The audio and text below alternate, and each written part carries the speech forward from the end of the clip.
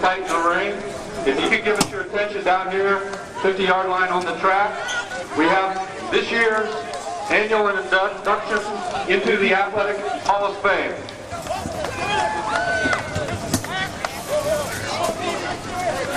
Our first inductee, unfortunately passed away in 1971, J.K. Jack Coverly. He was a 1909 London High School graduate, lettered in football 1906, 1907, and 1908. Played on the first undefeated and untied team in London High School in 1908. First PA announcer at Lonsdale Field from 1937 to 1967. He was the head football coach at our beloved West Jefferson, 1924-1925. Responsible for the creation of the J.K. Coverly Cup, awarded annually to an outstanding senior football scholar athlete at London High School since 1924. He compiled and edited 40 years of London High School football, 1904 to 1946. Described by London coach Jim Bolus as Mr. Football in London. Served on London City Council and as City of London Civil Service Commissioner. And as mentioned, did pass away August of 1971. Here tonight to receive his plaque, his daughter, Betty Coverly Farquhar, came up from Florida. Weather hasn't been very good for her. Granddaughter, Susan Miller. Great-grandson, Brad Miller. Great-granddaughter, Tricia Farrell. And great-great-grandson, Jordan Farrell. Presenter, the nominator, Susan Miller, will present the plaque to Mr. Coverly's daughter, Betty. On behalf of the London High School Athletic Department and the community of London, congratulations to Mr. J.K. Jack Coverly.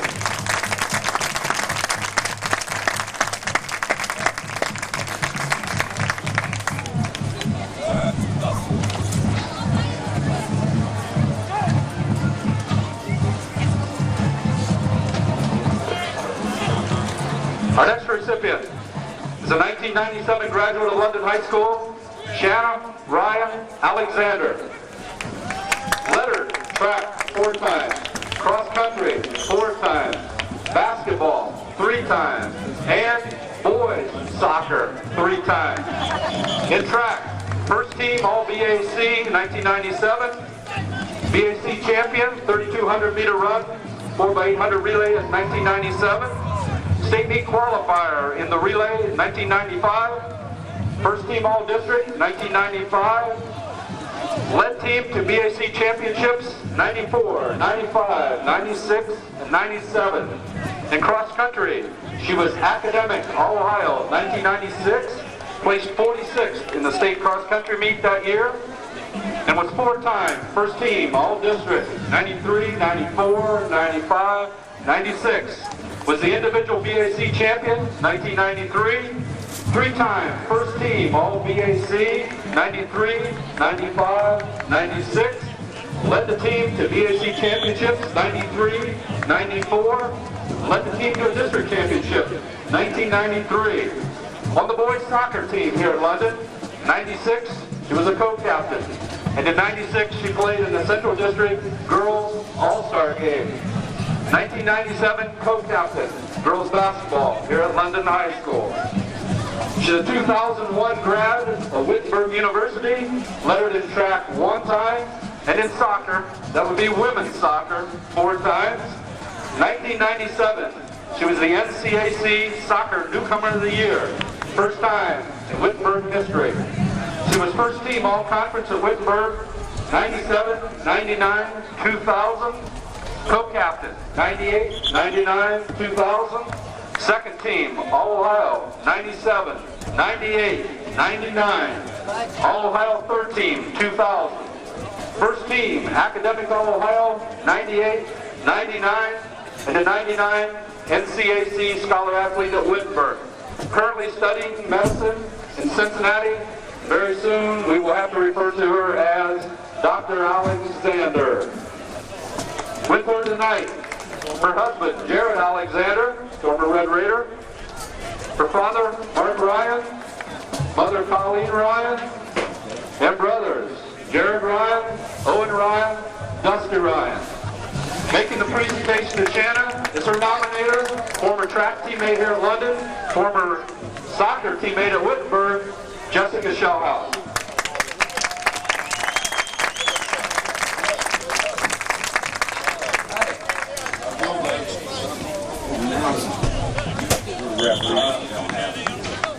And third, 1997 graduate of London also, Crystal Strobel. Lettered in track 4 times, cross country 4 times, cheerleading twice. In track, she was first team All-Ohio in 1997, placed 5th in the state meet in the 100-meter hurdles, the state semifinalist in the 300-meter hurdles, same year. State semifinalist, 100 hurdles in 96. And in 97, she was district and regional hurdle champion. Twice, all district, 96, 97, 4 times. First team All-BAC, 94, 95, 96, and 97. And she was a BAC hurdle champion, 100 hurdle champion 4 times.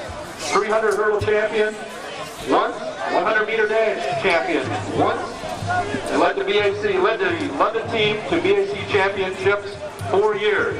She holds school records in 100 meter dash, 100 meter hurdles, 300 meter hurdles, 55 meter dash, 55 meter hurdles, 4x100 relay, shuttle hurdle relay, and a hurdle medley relay. In cross country, she was all district, all BAC, and helped lead the team to 2 BAC championships and 1 district championship.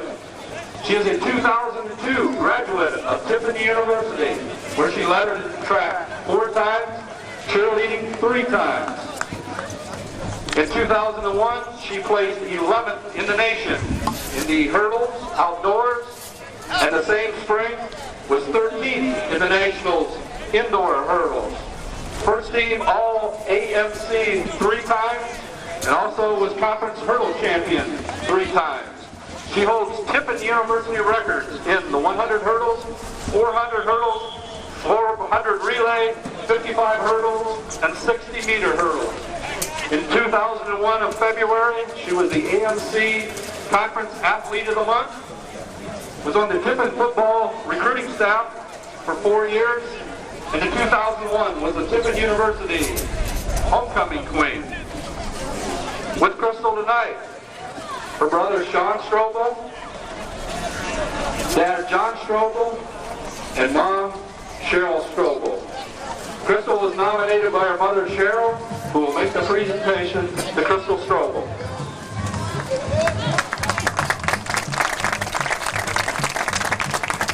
On behalf of London High School and the London community, congratulations to J.K. Jack Coberly, Shannon Ryan Alexander, and Crystal Strobel for entrance into the London High School Athletic Hall of Fame.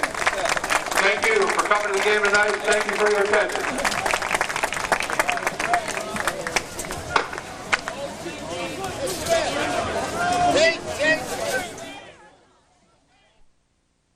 Ladies and gentlemen, welcome to another Red Raider contest. Gary McNeil along with Keith Smith. And you just saw the Hall of Fame, new inductees into the Hall of Fame. Now we're going to get some shots of the band coming out on the field and let them do their thing. The game has been delayed. Of course, you wouldn't know that by watching this tape, but it's that the rain pushed the game back to from 7 to 8, 7:30 to 8. So what's that? It's about a half-hour delay. That ain't too bad because the weather was really carrying on. I thought they were going to blow a car off the top of that tent. Yeah. But it seems like the wind might be still blowing pretty good, but the rain is subsided for yeah, we saw the flags from the band the Flagstaff. You can see they're really whipping down there on the field. So still pretty heavy wind, not quite as heavy as it was, but at least it stopped raining. And we got VFW. Fellows are going to go down and do the flag. Are they going to march down? They're going to do it right in front of us. Yeah. I think we're getting ready for that. Yeah, we have the team lead rise for the national honor. They went to the national anthem by the high school marching band under the direction of Dave Trent.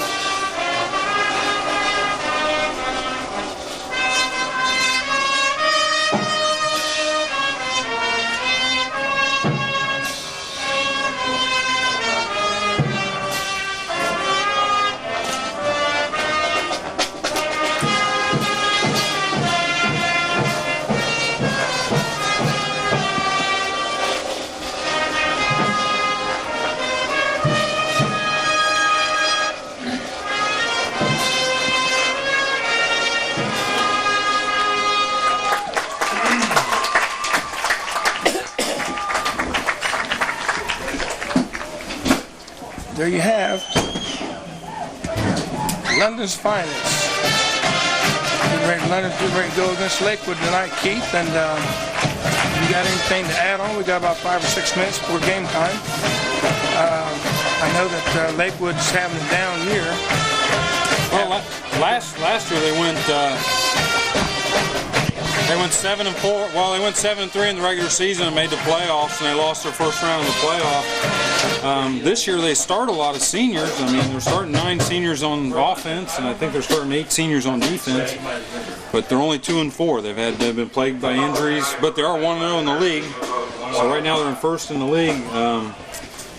You know, they've had trouble with the quarterback. They've played 3 different quarterbacks this year. They've had 1 offensive touchdown in the last 5 weeks, so they've struggled an awful lot on offense. You know, I think on a dry field, I think London has a huge advantage against this Lakewood team, but I think on a wet field, I think it's going to neutralize this game, and I think it's going to make it close. It very well could. London's coming off of a 3rd loss. They're 3-3 now. They jumped out to a 3-0, and then the last 4 games have been played in the mud. And we've been in every game, almost every week we've been right in the game. A lot of people think that last week's score was we was out of the game, but we were actually in that game big time up through the 3rd quarter. And then we made a couple of mistakes, but our biggest Achilles heel, I guess you would call it, is the fact that we're making too many mistakes. And you turn over the ball, you can't turn over the ball like we have been and expect to win. So I think ball control, handling the ball, taking care of the ball, and move the ball is going to be the big key to a victory tonight. And I believe London can do it. We went to Lakewood last year. I thought we were going to have a repeat because we stood inside Lakewood in their press box, and you couldn't hardly see the players. It rained so hard the whole game. The band didn't even play that night. So we started up and I said, oh, we're going to have another repeat of that. But we're blessed, and the rain has backed off for a while.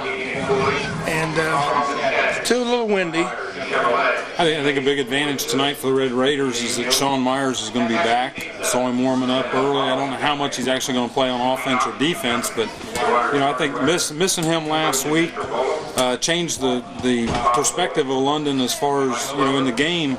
When they were down close and they were only down 7-0 on a 4th down, they had to go for it, or they could have probably kicked a field goal and made 7-3. So, I think having Sean back tonight's going to be a big plus for him. And Sean is also a leader of that bunch. He gets them all fired up. Sean will, every once in a while, he'll come out of his shell, but most of the time Sean is gets those kids fired up, gets everybody going, and with his kicking ability, plus he's got the speed, he's a good pass catcher, and if he gets a hold of the ball, he's going to try to make something happen. So that's going to be a big help tonight if Sean is able to go. If he just can go 3 quarters, better than not having a Sean at all. Well, I think the big story for Lakewood tonight is that they're getting some kids back healthy again too. I mean, they suffered through a real dry spell. They actually beat Heath in week 1. Here comes Lakewood onto the field. If you can catch them.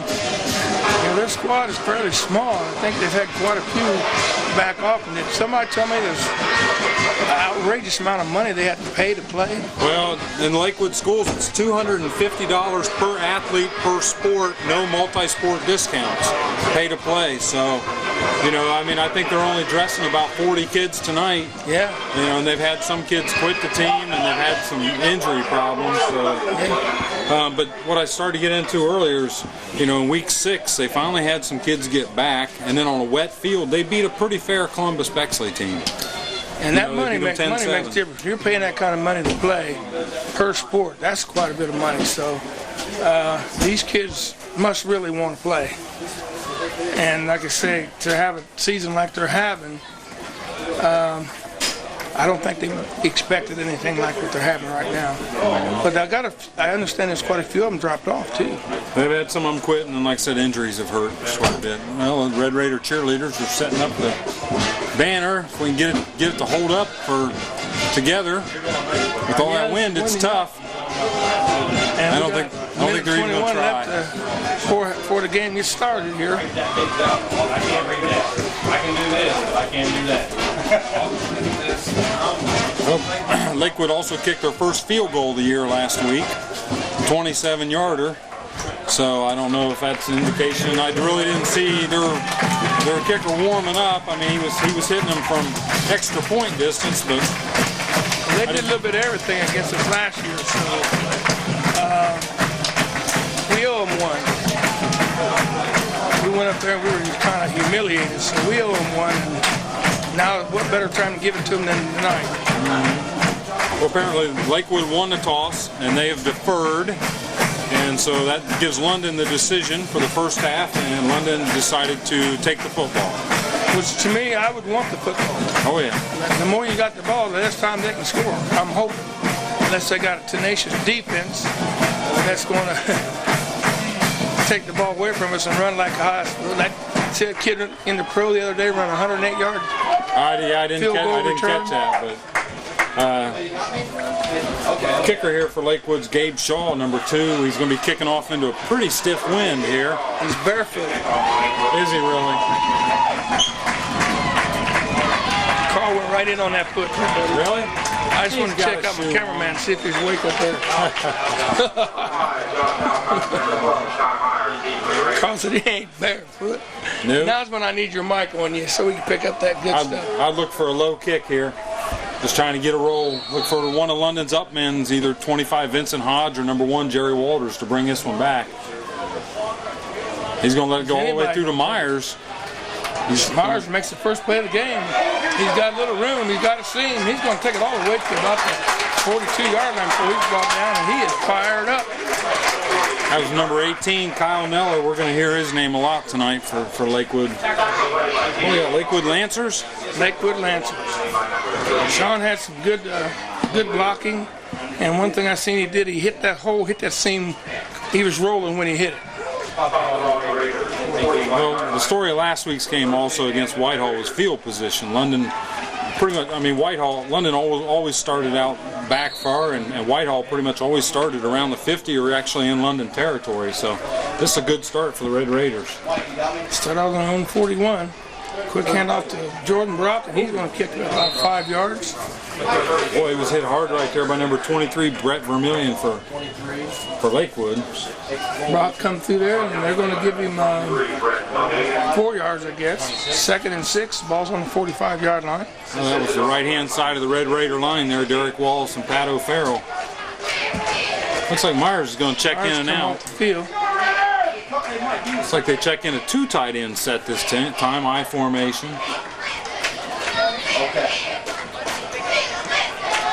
They're rolling. Oh, didn't quite get there. Pass was intended for DeFilippo, and didn't quite get there. Incomplete pass. London ran Alcott on the deep route, which kind of opened up the crossing route for the tight end DeFilippo. And I think both players slipped a little bit. That turf may be a little bit slipperier than what we think. Let's hope Jordan Brock brought his good shoes with him tonight, though. We had to set it down. He's had his good shoes. shoes. Puddles right down on the sideline. Still, it's nothing like it was homecoming night.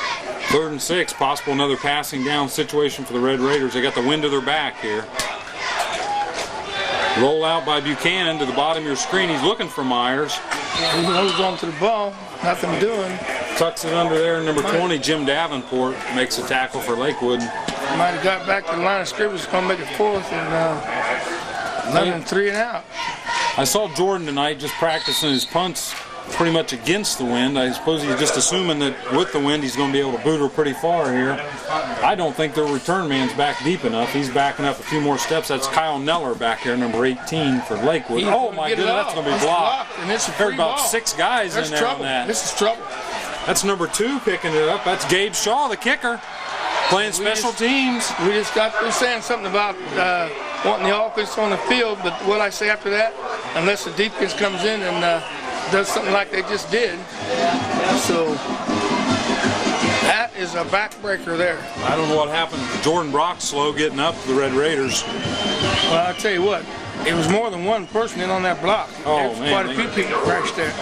They came through the middle and through the left-hand side. I don't know if London was just, you know, sometimes you can get complacent during a season, you know, and think, oh, it's just another punt, you know, and I think maybe that time the Red Raiders just didn't give enough effort. I never think any of them was just another punt. I figured You never can tell. they're coming after the block. See what Lakewood does here. A lot of times they call this a swinging gate, and I've heard London coaches talking about how to defense this. They're waiting on an injury timeout here. We got an injury timeout with 10:33 left in the first quarter, and Lancers draw first blood on a block punt. And not only was a punt block, there was at least 5 Lancers with the ball going into the end zone, and London didn't have a clue what happened. Well, Jordan was about the only one back there for the Red Raiders, and his left ankle was hurting. So yeah, he's coming off hopping on one leg, so he's a little sore. Hope it's nothing bad. Big blow for the Red Raiders.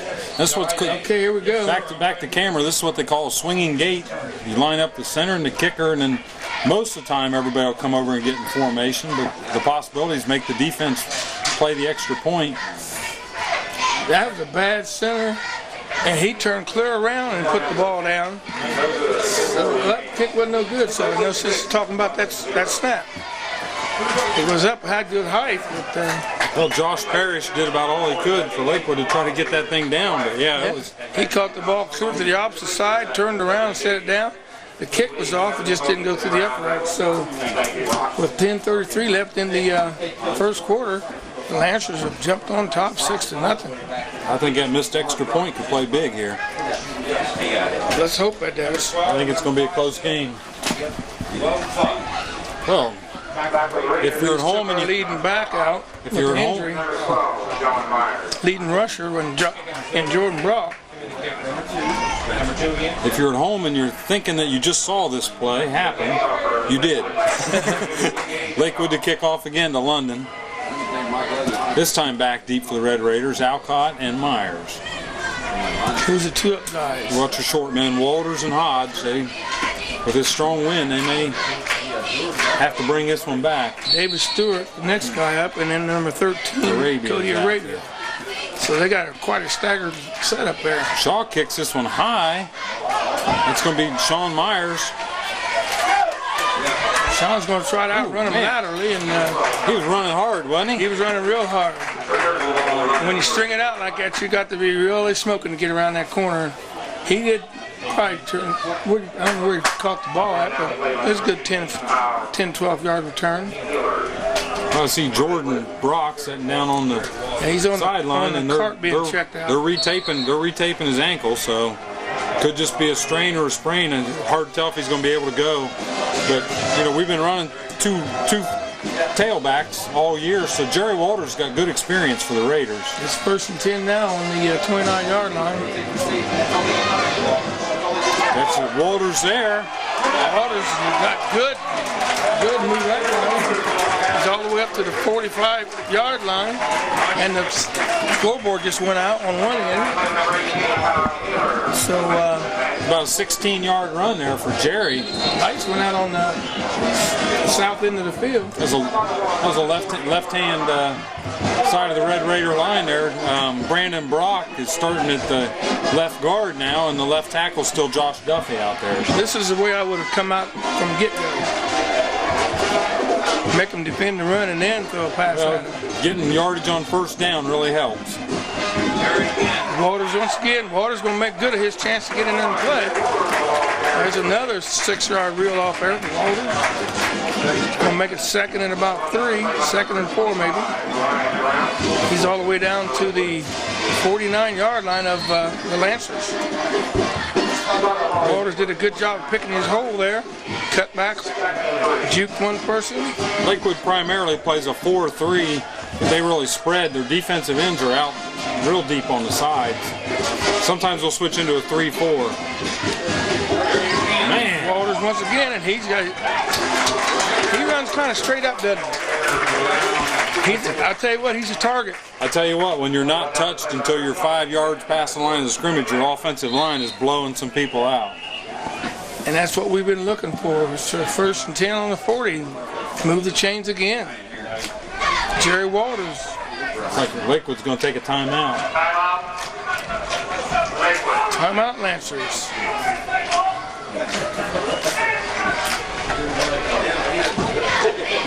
Not used to that. The referee didn't turn the mic down, and coach was carrying on, wasn't he? Oh, I was trying to figure out where that noise was coming from. He could hear the coach through the referee's mic. Well, let's cover what the Red Raiders. It's hard to believe it's week 7 already, but next week we're at Licking Valley. They reconfigured, I forgot to tell you this, they reconfigured the box up top, the stadium box where we would normally be at. Oh, they did? And we'll have a little bit more space up there. But we'll still be on top. We will not be undercover. Yes, put it that way. We'll be on a platform in front of the box. So let's pray for no rain. Yep. Myers and Jackson to the bottom of your screen. That's Walters again on the quick Nothing hitter. doing that time. He's just hit at the line of scrimmage and driven back. Number 25. Charlie Fleur, 45, and Ryan Brown on tackle. Ryan Brown, number 25. Fleur's actually played some quarterback for him this year. He's typically just a defensive end for him, but he's I think he's played 2 weeks of quarterback. They've had a lot of injuries. And I've seen him warming up tonight. I understand Bean's actually going to be their quarterback tonight. They got a Bean on their team? A Bean? I know them Beans up in Urbana are beaning everybody. Scoreboard's back on. Option pitch this time. They do fake to the fullback. Waters slipped one tackler, and he goes down on about the 31, 32-yard line. There's Gabe Shaw, the free safety. What did he do, Carl? Okay, I saw him put his head down, but I thought he just either slipped him or the guy was trying to get out of the way. I think he scared the bejesus out of him. Oh, Lord. Here we go. We're in trouble already. We're only in the first quarter. It's going to bring up 3rd and 1 for the Raiders. I'd look for him to run right over top Lay your head on me, Jerry. We got a wide out to this side of the field that time, left side of the field. Who's in a tailback? That's a 30. Jordan's back in the game. Is he? And he got off to a slow start there. You could tell he's favoring that. He kept plugging away. First down, Red Raiders. They were pulling him forward. And you could tell he's favoring that leg while he took off.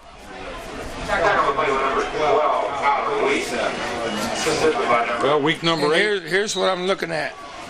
Jerry Walters has moved that ball really good.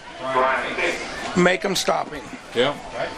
Let him get there, run them plays, make them stop him. Oh, London's running primarily in between the tackles, except, you know, we've seen just a one-option play, which was a nice pitch, a nice fake into the line, too. First and 10 on the 27. Yeah, just keep running it, Red. Now they go to pass. That's Alcott on the slant there. He's covered out there by Tyler Weiss, the strong safety. I guess sometimes you got to mix it up in there, but when your running's doing so good. I didn't want to burn your ears off. We'll bring up 2nd and 10 for the Raiders. We are up, aren't we, Carl? Are you sure? We're at the Lakewood 27-yard line. 7 minutes, 30 seconds to go in the first quarter. Oh, does it? Yeah, there it is.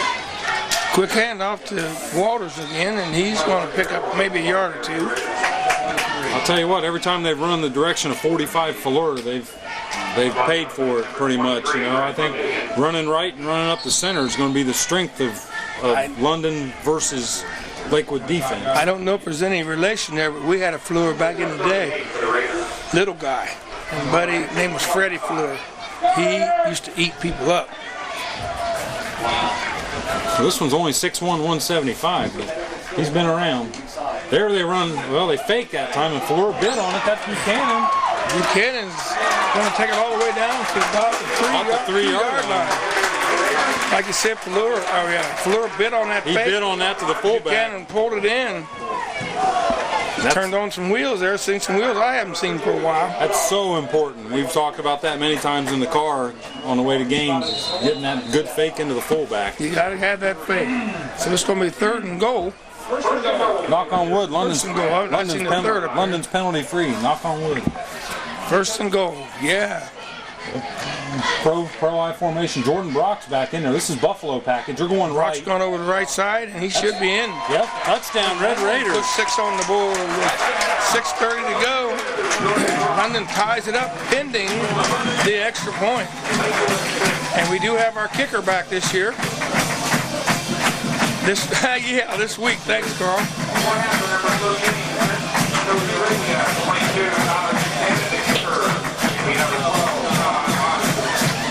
Hey, the cheerleaders are throwing footballs. We ain't seen that. We got to get some blocking here on this. Arabia to snap, Buchanan to hold, Myers to kick. It's up, and it should be good. It looks good. It is good. So London takes the lead with 6:30 left in the first quarter, 7-6. They want to test. Good shot at scoreboard. You keep an eye on the time, and you let me know when you pull the plug. Well, I got a little break here. I'd like to thank some of the London Red Raider varsity football players that come down to help out running the chains for the Pee Wee program.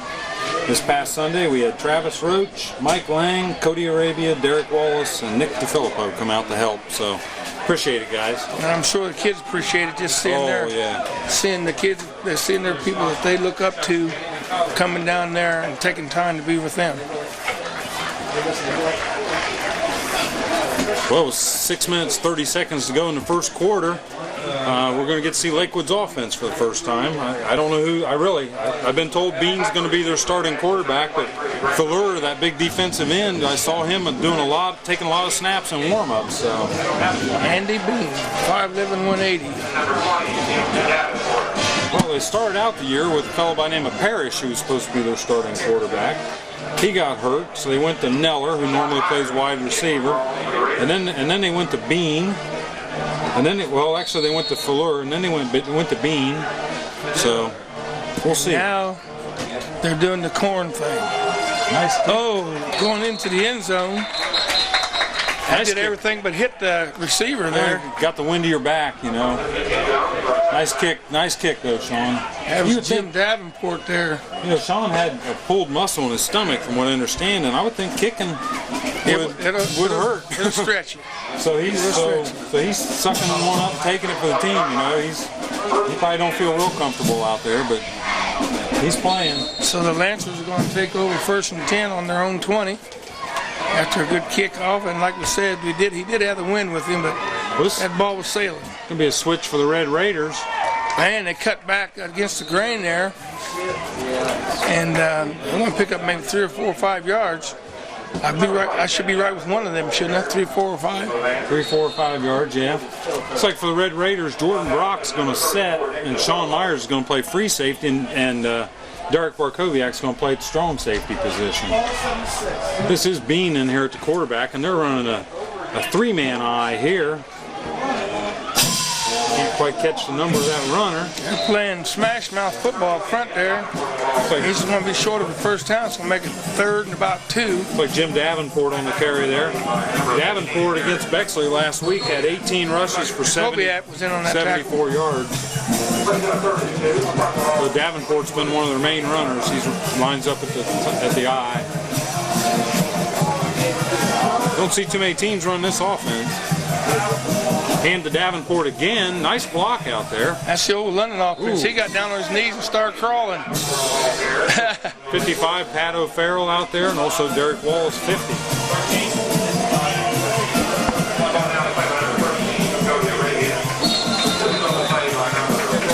Cody Arabia also in on that tackle. We're stealing off. They got a spotter next door to us, so in case you can't hear it, which I think you can, we will repeat it. Lakewood's coming up the line and getting their playoff real quick. This is Davenport again. Davenport will act like he's going to be a load. That was Arabia and Barkowiak on that tackle for the Red Raiders. How big is this Davenport? Now he plays linebacker on defense, 5'10", 180. Okay, that's not too big. Well, 18. Cody Arabia's in on that tackle that time. 18 Neller, one of their wideouts. He's the main man that they'll be throwing to if they do. Of course, he's the only one playing wideout in this particular offensive set. Another hand to Davenport. Derek Wallace stretches that He was play. hiding. Derek took on 2 blockers out there and really stretched that play out. So, he made the He didn't want to come out there, did he? Hey, that's the way to do it. If you can hide behind there, and then all of a sudden that's what Archie Griffith did. Got 2 Heisman trophies. Hiding behind them big guys and then take off running. Had DeFilippo and Shingler on the tackle there for the Red Raiders. You know, the only offensive touchdown that Lakewood's had in the last 5 weeks is a 35-yard run by Bean, the quarterback, against Bexley. Oh, that was in the ground that time. Incomplete pass. Like I was looking to make it 4th down. Here comes a punting crew on. Punting crew. Oh, he's going to be punting into the wind, and London's new punt return team, Monte Jackson and Josh Alcott, go back. How's the wind out there, Carl? I mean, is it blowing that much? I don't hear the tent flapping. This is Shaw. He should be punting left-footed. No, right-footed. No, He was back. Shaw. You know what? It was straight up and straight down, so London's going to have good field position. Going to be on about the 44-yard line of their own 44, 1st and 10. You know, I was looking at that. I got a feeling that Brock wasn't back. I think he might have been short on when he punted that first ball. That kid got an extra 5 yards. He couldn't have got to him if he'd have wanted to. Yeah. Well, I was told before the game started that Gabe Shaw was going to be the punter. I guess Chris Hofer kicked that for the Lancers. Who was your informant? Football. Quick hand off to Brock, and he's off the middle, and he's just like a house of fire. He's going to be right looking at pretty close to a 1st down. He looked quick there. Yeah, he was doing the little short, choppy steps. He was tiptoeing through the tulips. You know, Lakewood's watched the tapes. I mean, they're putting 9 to 10 men into the box. When London lines up with the tight end, they're just playing a strong safety out on him, but single coverage on the outside. They've seen the tapes, but I just don't know if they're physical enough to take it. Odds are they're not, from looking at their record. Fake that time to Walters. This Myers on the kind of end around reverse. End around to Myers is going to be a 1st down. Taking down pretty hard. 45 Fleur and 20 Davenport on the tackle there for Lakewood. That defensive end's got to stay home, and he did there. They're trying to take a play out of Ohio State's book. We just don't have Gamble running the ball. First down, Red Raiders. So. London's going to rack up some good stats here in this first quarter. They're working on it. We got 2 minutes and 48 seconds left in the first quarter. London stacks him up in the back there. Buchanan this time throws to Myers. Look into Myers, and he has nowhere to go, although he will pick up maybe about 3 yards. You know, London's been very successful running the ball, but I still think you got to occasionally do that. No, there's no doubt. You got to keep them honest. You know, earlier this year, Hartley, when they played Lakewood, of course Lakewood apparently was really hurt, but they only threw 2 passes the whole game, ran for 440 yards against Lakewood. So, you know, London's probably watched some of those tapes. Single coverage on the bottom. Oh, Jordan looks quick finds a there, hole on the right side. He lowers his head and looked like it could have been a late hit. Could have been very easily called a late hit. Jordan's back up real quick, raring to go, so that ankle must not be bothering too much. Man, he looked quick. He hit that right side like a ball of fire. And Jerry's back in the game. Jerry Walters in. We're changing backs. Waters takes the play in. Waters looks big, doesn't he? He does. He's got some good size to him. He's a junior, so next year this will be his baby. There's the pitch. Nice pitch by Buchanan. Oh, and a good hit by Waters. Got upset. He's coming up holding his stomach. Nice hit there by Andy Seaton. So I really like Tyler's patience right there. I mean, he turned, he faked the belly dive in, and then he got the pitch off to Walters in a nice fashion there. So. They were kind of setting up for that. It's going to make it 2nd and 9. That fake has to be really right at the last second. London's best success has been running to the right, running off tackle. There it comes again. Fake that way this time. They rolled DeFilippo out, and it's overthrown. Well, I'll tell you what, the cornerback bit. If Buchanan would have faked the short throw, Alcott was open deep. Wide open deep. Odds are he was not looking that far down the field. Yeah. He's a set play in his mind. DeFilippo was open also. Yes, he was. And he's also a bigger target, so I'm sure that's the first one he saw, and that's the first one he went for. So Well, Gary, pass. with 59 seconds left to go in the first quarter and the wind at the Red Raiders back, you know, we got, I mean, obviously with 3rd and long, I think we're in field goal area if we don't get this play, but there's Red Raiders running right. Drop, bounced off one. He's still up, he's still at it, and he's going to be taken down. He's sort of a first down, but put the ball in the middle of the field. Right, couple things there. Running right does put the ball in the middle of the field. I think with the wind to the back here, looks like Coach Wilson's going to go for it. Talking 4th and 6. They're in 4-down territory. You're only talking a 37-yard field goal here. With the wind to your back, and we got a timeout. But see, you're not the coach. Well, so you know you're up here with me, and you'll do what I say, or else you got to go. That's what Red told me to tell you. Well, you said last week you was going to hire a spotter. Well, you won't let the spotter talk. The spotter is talking over there. You just want to ramble on. Somebody said, "Will you stop him from rambling?" Well, we got a quick short time here. I'll give you a quick trivia. Yeah, we'll do it now, trivia question, and we'll give you the answer at halftime. What I want to know is what 2 brothers kicked field goals, one of them in 1965 and one of them in 1967, and the field goal kicked in 1965 was to win the game, and it didn't go through and lost the game. In 67, the other brother kicked one, and it went through and won the game against Lincoln. So that's something to think about, and we'll bring it back at you at halftime. Going for it on 4th down here, 4th and 6. DeFilippo in motion to the right. They fake the handoff. This is going to be a motion penalty on London, now a holding penalty on London. And we got all kind of laundry out Yankees there. Everywhere. And the ball was caught. At least it wasn't intercepted that time. That rollout gets us in trouble sometimes when we stretch it out that far. Now, I'm speculating here, but I'd say motion on London, holding on London's offensive line, and defensive holding on Lakewood. Carl, what I say? Did I say he automatically puts the penalties on London last week? Well, just watch where the flags are thrown. Let's see what all they call here. Okay, listen.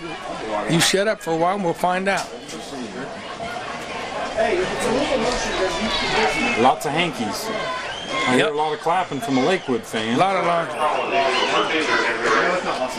They're not going to tell us. We give them a microphone. Here he comes.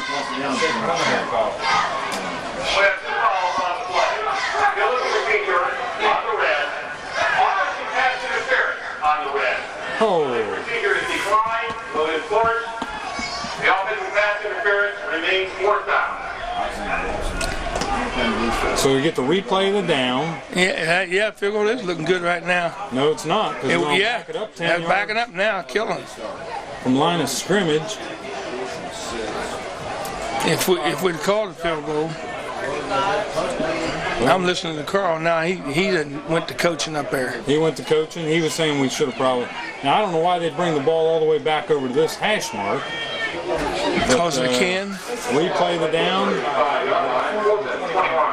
I don't know why. When there's a penalty, you put it on a hash mark. Well, heck, they were playing on the other side of the field. That upset you, didn't it? Yes. Uh-oh. And we got another whistle. What's this one, Keith? I don't know. There's no flag coming. Bad spot. Coach Wilson might have been. I think he's fussing about that spot. Well, no. Well, I mean, you just see different things. I saw the Red Raider. There they go. They're moving over the middle of the field. I saw the Red Raider. They're going to the other side. That's pretty much in the middle. It's not to the hash, so. Well, I just saw the Red Raider receiver and the Lakewood defensive back come together, and it looked like to me that maybe Lakewood was holding. But I think Coach Wilson had something to do with moving that ball wherever he wanted. Replay the down. Red Raiders are fourth and about 21. Fake to the fullback. That's Fuller in He there. is sacked deep in his own territory for a loss of about 7 or 8 yards on that. That gives good field position to Lakewood as they'll take over on their own 45-yard line, close to midfield.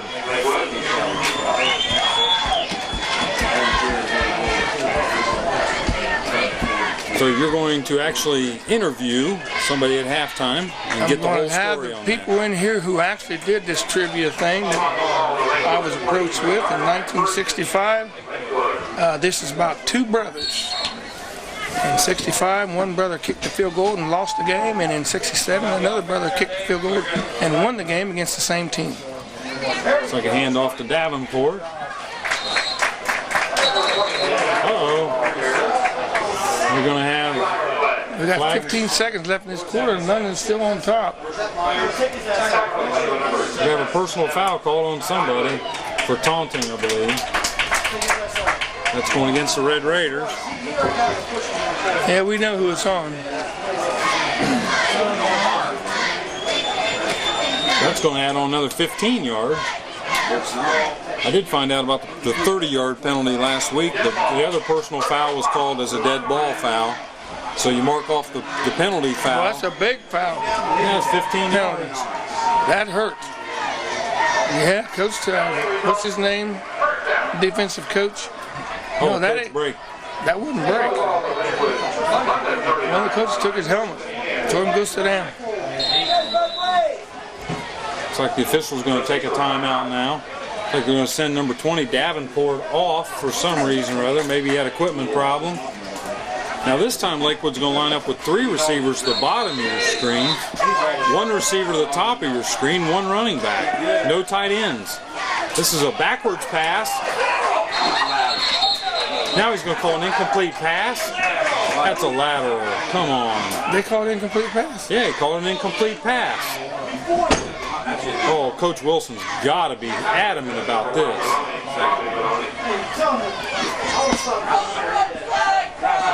Yeah.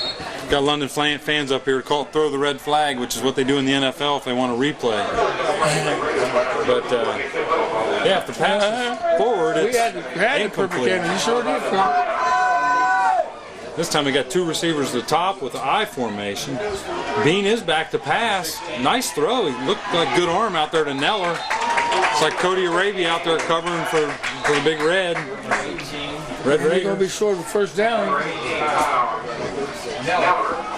Where's the number at? I don't see the yard marker down there. I think the play was right on top of him, and he decided to get the heck out of the way. We got some door slammers around here. Mercy.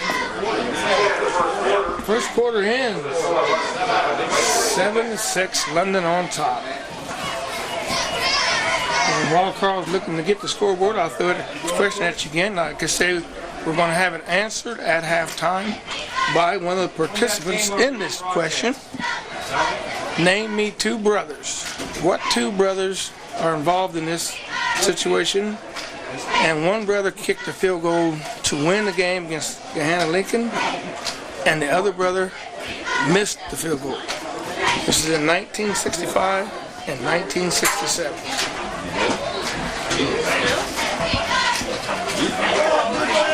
And I can even add more to it to top it off. Even the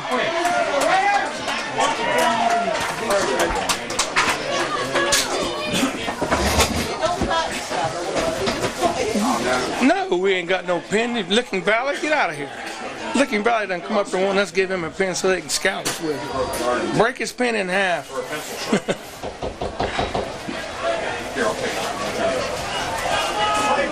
Don't give it to him.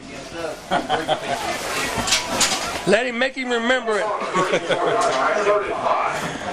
I don't know if Gary told you that Licking Valley scout broke his pencil, so we're just helping him out with one. The announcer had to give it to him. That's short enough to remember us when we go up there, won't they? Start of the second quarter. Bean back to pass. He's got time. He's got Neller open. Neller for touchdown. That just shuts your theory all to heck. Earlier, Neller's a good receiver. You know, first we gave you talking about they couldn't pass and all this kind of stuff, and that couldn't have been any better. That makes the score 12-7 now on a perfect pass route. Yeah, when you got protection, you can throw like that. That was a good throw too, Carl. It was on the money. And the receiver looked like he had some wheels on there. He broke free pretty quick. I mean, that's only Lakewood's fourth offensive touchdown of the year, so not like they've been real wonderful at it. But now he's trying to get out. They're back healthy now, so he's trying to get out. It makes a difference. Him and Red are good buddies now. Because Cappy is out of electric, so I got you a prop and a pop. Someone says somebody's out of electric. Yeah, I think everything's back on here in town. I had a pole fire out there in front of the paint store this afternoon out there on Lafayette Street. The pole eventually burned in half, and did it break and fall down? Then the electric. Yeah, then the pole broke and fell in half, and the electric fell down, and that's when the power went out, and that's when I went home. I got an early Friday afternoon off. I was kind of glad to see you, because you're always rolled in here just time to start running your jaws. We need you out here to help set this stuff up. You heard me tell him, didn't you, Red? By the way, this week, just so I can report, I had 0 people ask for my autograph. Did you really? Yeah. Yeah. Stick around me long enough, you'll get some. It's like Lakewood's going to go for 2. You know, one man in the slot to the bottom of your screen, receiver out the top, and 2 running backs. Got the officials getting in position over there. This is Neller in motion. They may look for him on the out. And it's knocked down. Knocked down by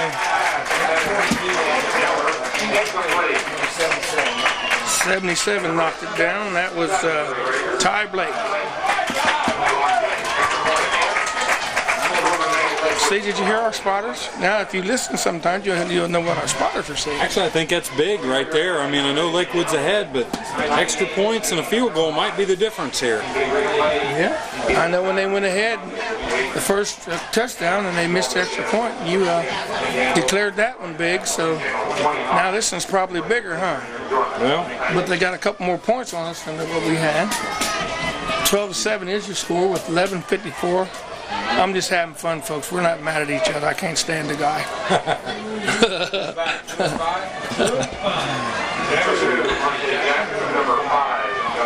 Monte's back deep this time. That's hot. That's as tandem we saw last week, wasn't it? And they did a nice job at Whitehall. Walters up front, and also number 25, which is Vincent Hodge, next tier up. And we got Arabia And Stewart. David Stewart. He's got the wind to his back this time. He kind of pooches it a little bit. It's going to be Monte on a Monte, you bounce. got to catch that ball. Pick it up. Go, baby. Run. Now you run. Oh. Number one rule when you're receiving a kickoff or a punt, catch the ball first. Well, I think he got kind of in between right there. He was like going to let it bounce, and he was like going to run up and catch it. And, you know. But on a kickoff, you got to get it sometime. If it's out there on an open field, you got to pick it up. So London's going to take over 1st and 10 on their own 15. This is deep as they've been to start out with, and we got 11:49 to go in the second quarter.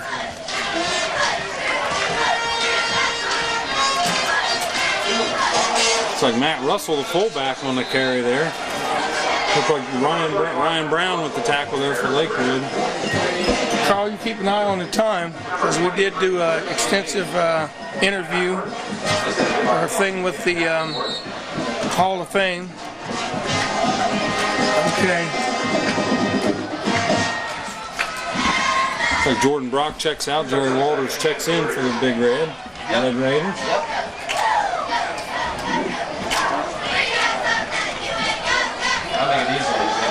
Looks like Myers must be taking some time off the field here. Buchanan hands to Walters. Oh, they're deep. That 45, you can't get around that boy. Step that up, and that 45 happens to be Charlie Fleur. You don't want to run left, Red Raiders. You're going to figure that out here before too long. Running right's where their power's at, and that's where the weakness of Lakewood looks like it is. I think it's just the fact that Fleur lines up. Carl said he'll phone that in. I think it's Fleur lines up outside the tackle a lot, and he just kind of slips by the tackle out there. He's down there drawing up plays, Carl. Well, 3rd down, about 11 for Red Raiders here. Big play, passing situation, a handoff to Brock. And they buck the left side again. Brock's going to maybe pick up a yard or two. Boy, this is going to bring a big play here for London. A punt. You know, our only punt attempt of the night's been blocked, and this time Jordan's going into the wind. So he's got to try to kick it low as opposed to high. And then if they get that, I don't think the wind's going to be that much of a factor. Now, he looks like he's back a little deeper this time. It's blowing pretty hard. Yeah, you're right. Boy, look at that high snap. Another. And it's going nowhere. He gets that high, it's going nowhere. It's going to take a bounce from them. Backwards. Paul, stop the ball. Well, it was about an 8-yard punt. And then we decided to watch it roll another 5 yards against us. That was about an 8-yard punt. There's a field position there. Lakewood's going to take over 1st and 10 on about the 26. Well, you had to keep that punt low. That ball went up there, and that wind just stopped it, didn't it? I think he went high because he's been rushed so much that he's trying to get the ball over top of the punt blocker. This time they come with a 1-back set, 3 receivers at the bottom, 1 to the top. Oh, and he's sacked by 13, Cody Arabia. Cody come out of nowhere and snuck in there and got some little ankle biter. I talked to some of the Lakewood assistant coaches before the game, and they said really their line play has been where their trouble's been all year, but they do have some kids back healthy this year. But the Red Raiders got to get some pressure on the quarterback when he does go back to pass. So. You meant this week? This week, yeah, I'm sorry. 2nd and 14. Quick hitter up the middle. This is nothing doing. Number 69 from London. Wes Mason's on top of that. Who else is in there? Maybe DeFilippo and Blake. I could see Mason's number making the turn. It looks like maybe Blake's just going to Ty Blake is assistant on that. He's just playing defense this week. I don't see he hasn't been in on offense so far, so he's just playing defense. So who we talking maybe about? A little bit more rested. Blake. I don't know what the official's calling now. They're calling their own timeout. They get timeouts too. About third, I know it. 3rd and 11, big play. They faked the Davenport. He's gonna run. Good fake there. Beautiful fake, because I know you thought the first man up had the ball. I mean, you thought Carl thought that. No, I thought you didn't. Because I saw you shut up. You shut up awful quick. Well, they got the wind to their back. I don't know if they believe in their field goal kicker, but you're talking about a 40-yard field goal here. I think they're just going to go for it. It's going to be about 4th and almost 7. Oh, look, there's the employee of the month come down the field. Geico in his little car. By the time they faked the Davenport. Look in, and it was nearly incomplete, but pretty good throw. They run the slant to Deloney, and Red Raiders will take over on down. So good stop for the Red Raiders. Good stop, like you said, and we didn't really lose anything. We didn't gain much, but we didn't lose anything, but some time. So we got 7:55 left in the first half. 12-7 in favor of the Lancers. You know, if you notice the football they've been using this year, it's a little bit more of a peach-colored ball. Is that a football? Yeah. It's a little bit lighter shade. It's not quite of a deeper brown is what they've been doing. It's supposed to be easier to see. Carl, I don't know what he's been drinking. He's been smelling that paint too much. Following DeFilippo through the right side. Looking good. Brock's got a seam all the way down the field. That's what happens when you're playing. You go, boy. No, don't touch nobody. Alcott. Alcott was running awful close to that. Well, we got a flag. Don't. What are you doing? Oh, Keith is pointing. 77-yard run by Jordan Brock. Okay, from the 23-yard line. On a bad ankle, 77-yard run. You know, that's what happens when you play 10 men in the box. I mean, the safeties were cheating up, and get Jordan behind that first line of defense is trouble. And like you mentioned before, I hate to agree with you, but they come on the right side, and they follow DeFilippo through the line. DeFilippo will come through there. I'm not giving him all the credit, but I did see him come through the pull and go through there. And for a man with a gimpy ankle, he was moving. He was gimping, wasn't he? Red Raiders It's called the Big Gimp. So I heard somebody up there say, "Roll on, Big Cheese." Well, once again, extra points. Yeah, you know, Ice Myers. It's already cold out there. Ain't nothing but a thing, man. Ain't nothing but a thing. I think the Red Raiders are thinking about going for 2 here. 7:44. In fact, I don't know. What do you think, Gary? I think going for 2 is not a bad idea. Being up 13-12, get the extra point. It's only 14-12. I think you go with automatic, Mr. Automatic, get that point. Now they're taking the kicking tee back, so they're thinking being up 15-12 is being up by 3 is better than being up by 2. Of course, with London's record of safeties that they've given up the past week, I ain't even gonna go there. being up by 2. And I'm stopping you. You ain't going there either. Yeah, we called John. We're on a high note right now, 13-12. We're ahead. Why are we going for 2? Yeah, but it's getting close. I heard somebody in the box ask me why we're going for 2. I think it makes sense. That's why. Well,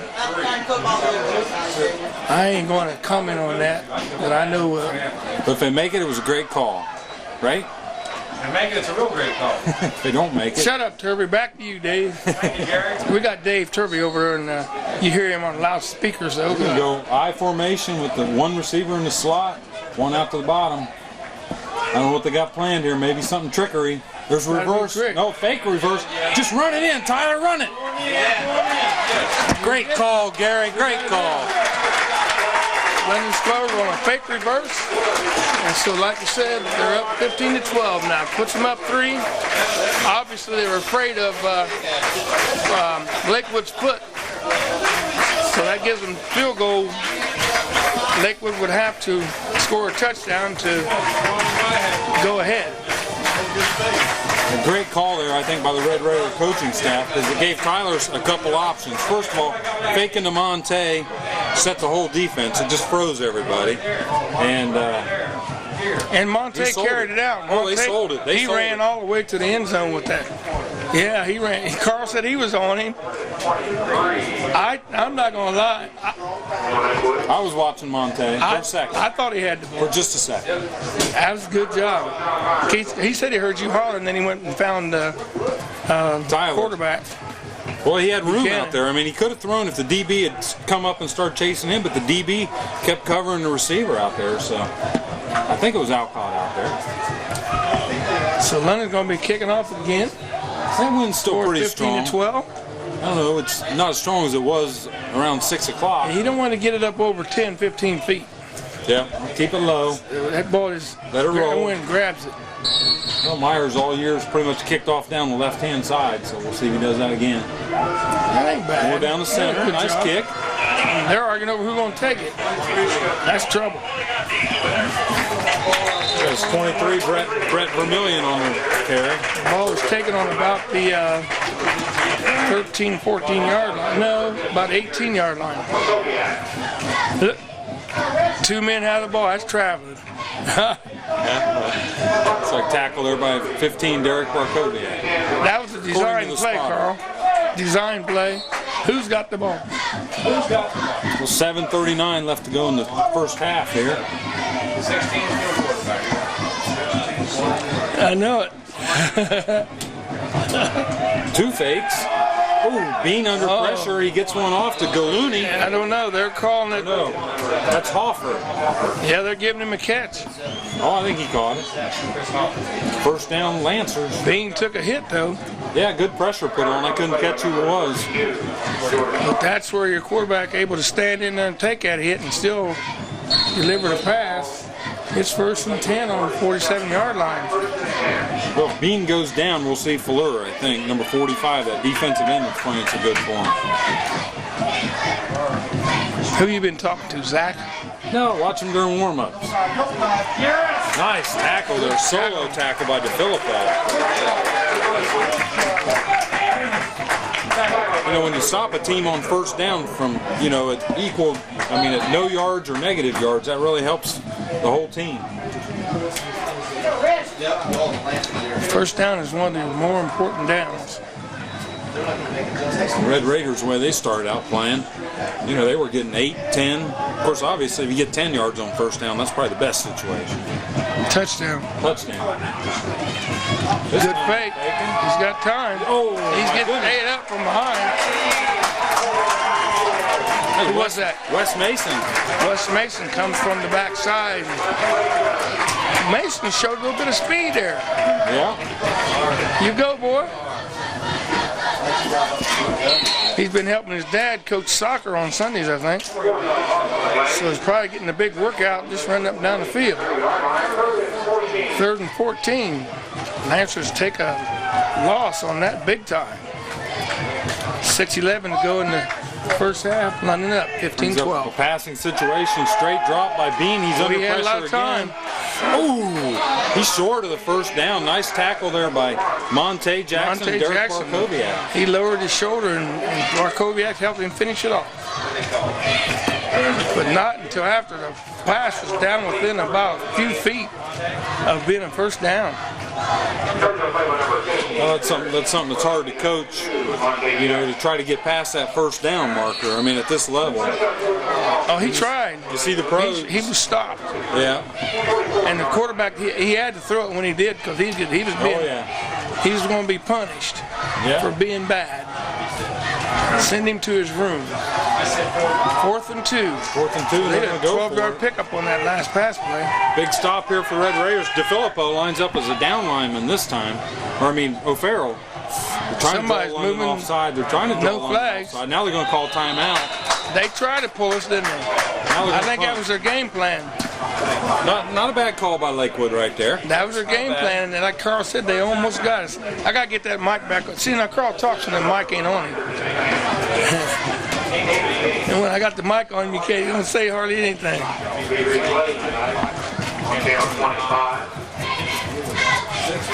What is he talking about over there? Talking about I don't think so. Super Dave, the announcer? I heard him say something about replay tonight. You got to retract that, Dave. It's not tonight. Yeah. It won't go on until Sunday evening. Sunday night, all day. Sunday evening. Don't get too excited. We ain't won this game yet. Well, now Lakewood is going to punt. Maybe. They're in punt formation. We would assume that they're going to punt. 15-12. 6 minutes to go in the first half. Lakewood lines up on. They can just do about anything from this Red setup. Raiders are deep. I wonder what the coaches have instructed them to do. Like, oh, bad snap. Trouble. Or bad catch. Get him, Derek. Get him. Somebody's got to Get get him, this Nick. guy. Oh, there's a block in the back. Oh, they didn't call that? They missed the block in the back, My didn't they? goodness, Barkoviak could have got hurt. How could they miss that, Gary? What county are they from?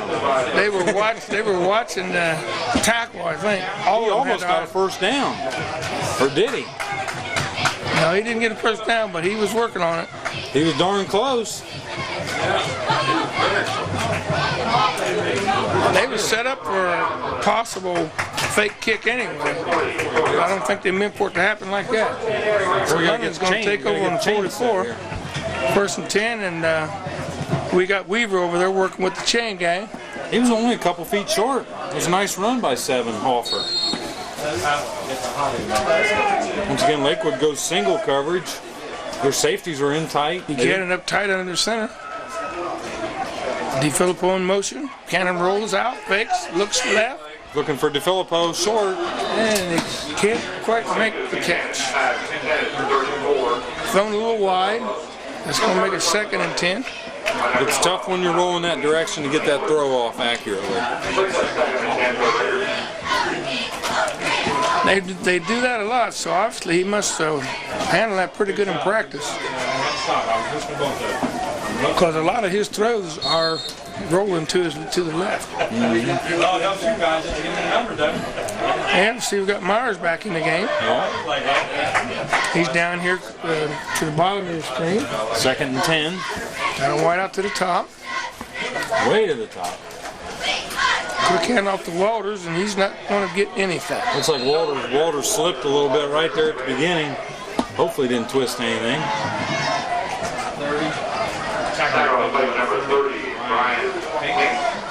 I'd kind of like to maybe see him just... They keep going to the left because they know Keith is saying go to the right. Yeah, I know. But we're set. Well, you got to set this play up. You got to set it up to the left, and then all of a sudden, boom. I'll tell you what I like is belly dive to Russell. There's a big gaping hole in the middle right there. Let Tyler Scott just push that defensive tackle out of the way.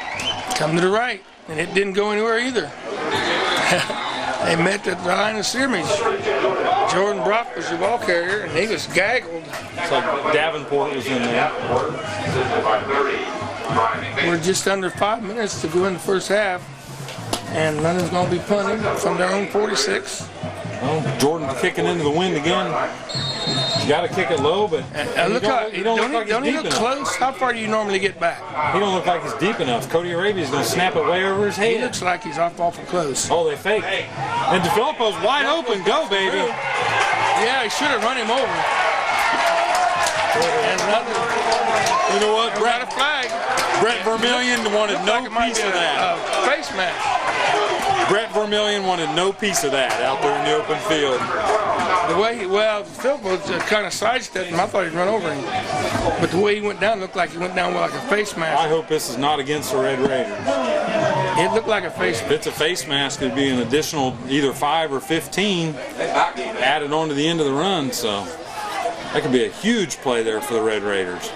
But we noticed that Jordan won back far enough. That was by design. Yeah, Carl said what design? Well, by design and by Coach Mike Wilson called.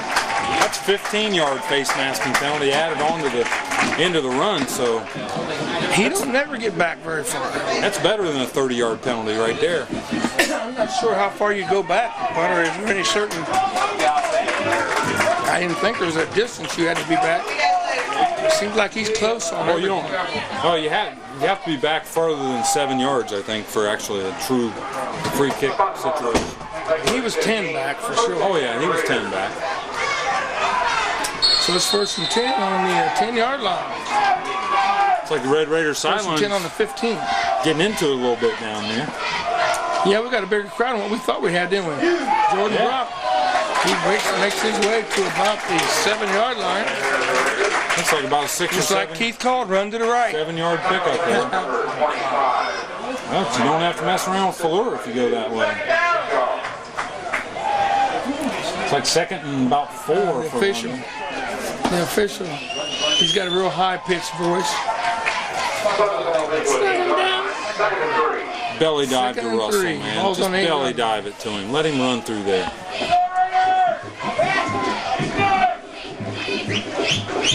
Can he dive 8 yards? Jerry Walters, he's Hey, up they the went right. left. He's going in standing up. Jerry Walters adds 6 more. It's going to be 21-12. The Raiders are on top. Big time now. Looks like Josh Duffy won the battle out there against Fuller that time, so. And they went over to the left side. Yeah. So your theory about the right side is slowly getting shot all to pieces. We'll watch the replay. We'll count the yards. Here comes the footballs, Gary. They're about a third of the way up the stands, and You're not getting the football, you forget it. They don't even have we need anybody to in the stands. recruit. We need to recruit cheerleaders with better arms. Buchanan to hold, Myers to It kick. looks good. All right. 22-12. London goes up by 10. With 3:39 left in the 2nd quarter. You go, London. Keep reading that left side. It brings touchdowns. We know Lakewood last week held Bexley to 25 yards total rushing. In all that rain or all that wet field. It was wet, but I mean, you know, What's Bexley looking like this year? well, I thought they were pretty good till they got beat by Lakewood. So Now you're going to put Lakewood down. Well, no. We're beating up on Lakewood a little bit, so now they're no good. Is that what you're telling me? Well, they're 2-4. Come on, I mean, Keith. they're 2-4, and their only win was against a Heath team that I don't think's won a game yet. Even though that's an old London coach over there, and you know, they beat Bexley. Of course, they've had a lot of injuries, and They did beat Bexley. they did so. What?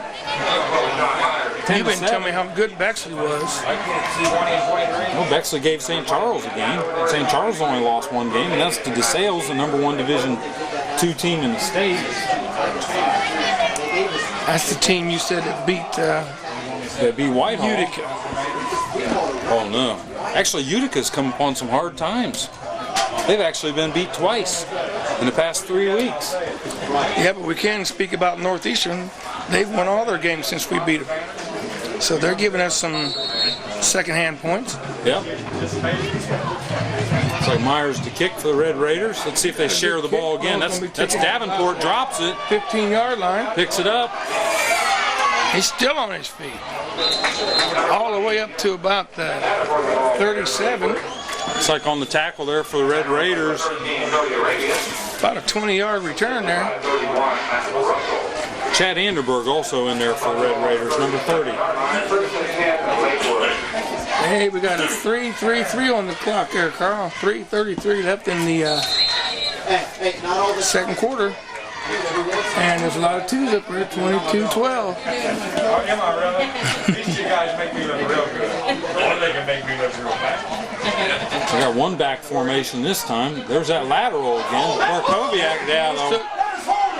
Oh, yes. That was like a two-man gaggle right Give me there. some numbers. Brock and Mason. Well, I'll tell you what, Barkowiak was held. He was right on top of that play. Well, we got a lot of screens. Cody Arabia's in there on that round the tackle too.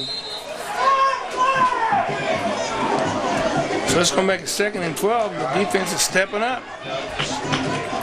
We got a fairly damp field. I was going to say dry, but that wouldn't fit. Actually, it's in a lot better shape. It's draining off a lot. I mean, I would expect it to be a lot muddier. So this time they got I formation. 2 receivers at the top. London's blitzing everybody. Look out! He didn't fake nobody. That's Derek Barkowiak on the strong safety Barkowiak blitz. went strong from the left side, didn't he? Smackaroo. Yeah, they were blitzing one safety, and the linebackers were blitzing. So they must have maybe saw something from Lakewood.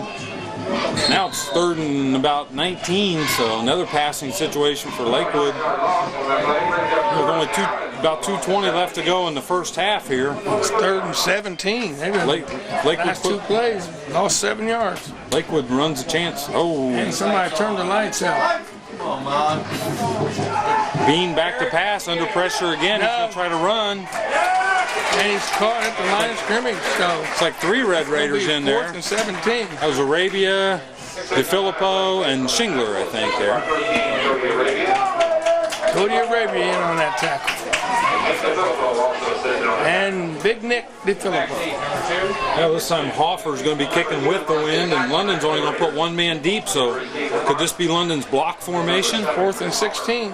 Just London's block They're team? coming after that punt. He kicks it low. Monte's got him. He got a Monte's flag got it, down. right up the middle. He's got some room. And he's going to be brought down right at the 50-yard line. I have no That's a good idea what return. this flag was thrown. It was Where's thrown it by at?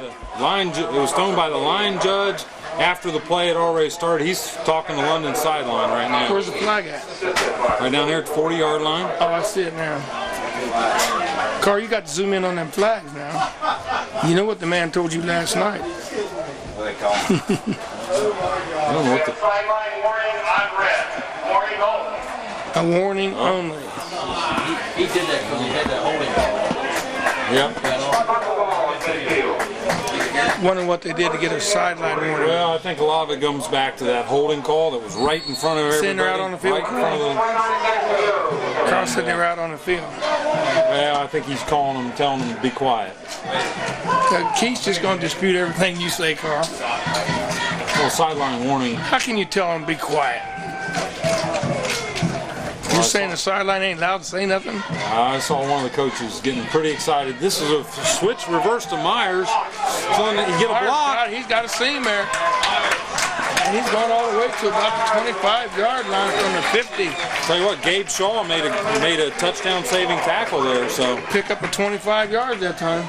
Red Raiders got 1 timeout left here in the second quarter. So as soon as we get the change set, the play clock will start with 1:20 left to go. Closer to 27 yards. Boy, if the Red Raiders could 27-yard run. The ball was on the 50. if they could tack on a touchdown here, it'd be big. It's a 24-yard run. I don't understand why they didn't start. They must have been out of bounds. And they're coming to the right this side. They're coming your side of the field. And what happens? That ought to be a late one too, wouldn't it? That was Jordan Brock on the carry. I think he probably got about 2 or 3 yards. Maybe 2. Coming around the right side. Clock's running. We're down under a minute now. Red Raiders do have 1 timeout left here. 25 to 12. 2nd and 9. 2 receivers go to the top of the screen and got single coverage. I formation. Red Raiders might have put the ball up here. 41 seconds going. The slant into Jackson. He catches it. Beautiful catch by Jackson. Puts the ball right out in the middle of the field. It only picks up about short of a first down. So That was a beautiful diving catch he made catch. there. looks like maybe we're going to stop the clock maybe for a measurement. Looks like they're short to me. What kind of time are we looking at, Carl? Oh, Red Raider takes their last time out of the first half. That's close. We had to do some chopping in the second half. So we're looking at 30 seconds to go. And take it down. We got 30 seconds to go. 30.8 seconds in the contest. Red Raiders just used their last time out. Big play here. You got to run it and then get in formation quick. If something ain't looking good, get rid of Jordan it. throw it. Will Jordan throw it? Myers is covered. He better run it. He's just going to throw it deep. Throw it away, which is good thinking on his part. So it's going to make it field goal time. He's not taking the kicking tee out there, so Red Raiders is going to go for it. 4th and 1? Well, they're going to be kicking into the wind, and you'd be talking about No, I'm talking about. I didn't know we only needed 1 yard. 32-yard field goal into the wind. Ain't got no Crosswind. timeouts. Now you ain't got no timeout, so pretty much They got to move the chains. there's a first down for Red Raiders. That'll stop the clock until the chains are reset. Okay. Line up and spike it. Yep, line up and spike it. Gotta wait till the changer set. Hey, whoever's running that clock, let's be careful. There's the spike. they gotta wait till the official gives them the go chains weren't signal. set, and I thought I seen the clock take off. Well, I went to go as soon as the official gives have his arm. Hey, refs ain't supposed to move that. Well, like they did us the other time. Took off about 40 seconds. Took a minute and 50 seconds to run 3 plays at the end of the courthouse game. Okay, it's going to bring up second down for the Red Raiders. They're at the 15 seconds for the Red Raiders. At the Lakewood, 17-yard line. Or the ball's on the 12, I'm sorry. A couple passing situations here for Red. Could get in 2 plays. DeFilippo comes coming off DeFilippo. They're going to run right. That's Walters. They got to line up quick. They don't have any timeouts. They're not going to get another playoff. They're not going to get another side. He can spike it here. He spikes it with 2.2 seconds left to go on the clock. So took a lot of time, but one thing there I think we might have made sure of is that we didn't get a quick snap and fumble the ball. This time they're going to bring on a field goal unit. So weirder things have happened. Yeah, if you've seen him run down the other end of the field with the fumbled recovery for a touchdown. And we're going for the field goal. Okay. Like I suggested earlier. Well, but before it was talking about a 32-yard field goal. This time it doesn't matter to Sean. This time into a crosswind. This one's for. This is going to be 24 yards. A free piece of chicken, Sean. Cannon. It's up. It's nice strong. kick. 25-12. London goes up, and the time runs out. At halftime, London leads with a score of, you'll see it there yourself in just a second, 25 for London, Lakewood 12. Jerry will be back with a trivia answer here in just a little bit. Okay, Carl. I have two brothers who played football in 1965 and 1967. One brother in the game was the same game against Kahana. One brother was kicked the field goal in 1965 and missed the field goal, and we lost the game. The other brother kicked the field goal in 1967, and we won the game. And I have one of the brothers who did that would be Cookie Cunningham. He's known as Cookie Cunningham in them days. Cookie, you want to tell him how that could come about, and who was the other one? Well, it happened in 1965. We were playing against Kahana, and it was late in the game, and I tried a 23-yard field goal, and the wind was blowing right to left, and I aimed it to the right side of the goalpost, and it blew it clear to the left side and missed by about 3 or 4 inches, and we lost the game 14-12. I could have won it. 50. Kicked 3 straight in a row. Yeah. The night before we practiced, right there, same spot, and I'm hit 3 in a row, but the wind wasn't blowing that day. But then 2 years later, on the same field, my younger brother Mike kicked a 25-yard field goal with a minute and a half to go in the first half, and that's the way the game ended up. London won 3-0 over Gahanna, so he came back for revenge and won the game. So we're really happy about that. So there you have it, folks. London trivia beats that some of that stuff that Keith comes up with, and I appreciate you coming over and sharing that with us. You're very welcome. Okay, Carl, you can take her home now, and we'll go back and catch the London band.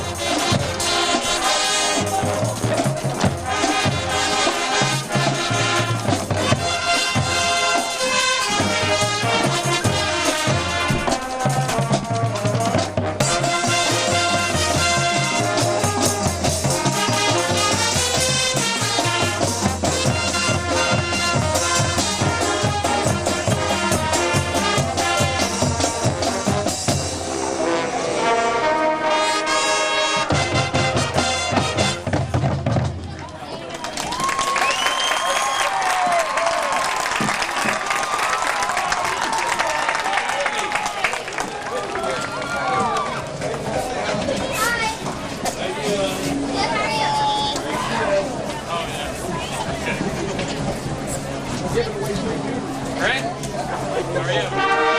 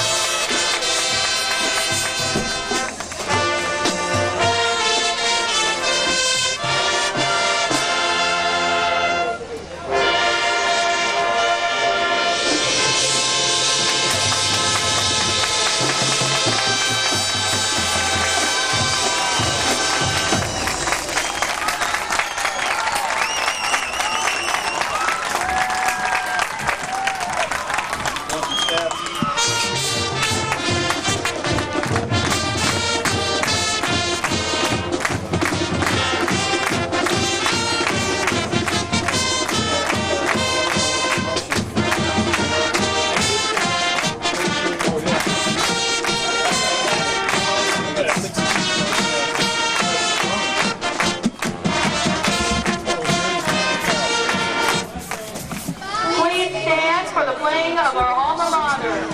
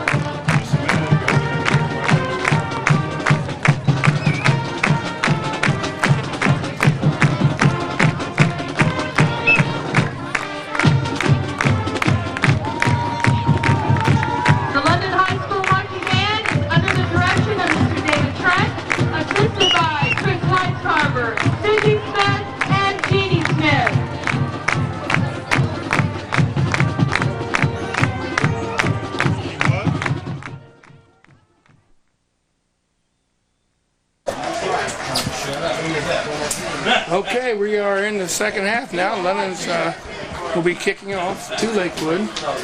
London is up. They ended the first half on a field goal, which put them up 25-12. Got Sean Myers to kick for the Red Raiders. Back deep, Davenport, and I can't catch the other number. Low kick, it's going to be Davenport, number 20. Davenport took that ball like a basketball player. Now he's on a the track right-hand runner. side. He's got some room here. He's going to go Get him, distance Cody. here. And Cody Arabia finally made it. 35-yard line. I didn't see where he picked it up from, but he run down that sideline like Real nice he run. owned it. Real nice run. Good blocking there. And before I get Cody Arabia's in on that tackle, before I get too far and forget, I want to thank Greg Ellers for that trivia question. And Greg, I did go to Cookie and check with him first to be sure it was okay to give that question since he was the one that missed the field goal. And he's up here with us every week, so I appreciate him coming over here and laying that trivia question out for us. Thanks, Greg.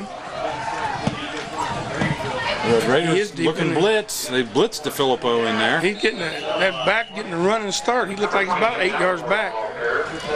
Looked like Barkowiak on the tackle there. Well, we do have some stats from the first half there. Lakewood Do we? only had, while you picked them up while I was down getting a sandwich. Thanks, Gary. Lakewood had 13 yards rushing, I have to do it all. 66-yard passing. We'll be back with London stats after this play. They got 2 receivers at the bottom, 1 to the top, kind of a spread formation. That's Arabia knocks that down. Arabia, incomplete pass. Good job by Cody. We got somebody with heavy hands. You can hear that clap almost bust my eardrums. It's going to bring up 3rd and 8 for Lakewood right here. For the Red Raiders, 268 yards rushing. How many did Brock have? Brock had 12 rushes for 142 That's what yards. I Of course, helped out big on that 77-yard touchdown run. He ran hard, though. I mean, figured he'd come out with a hurt Especially when he ankle. come out with had to be retaped. More stats after this play.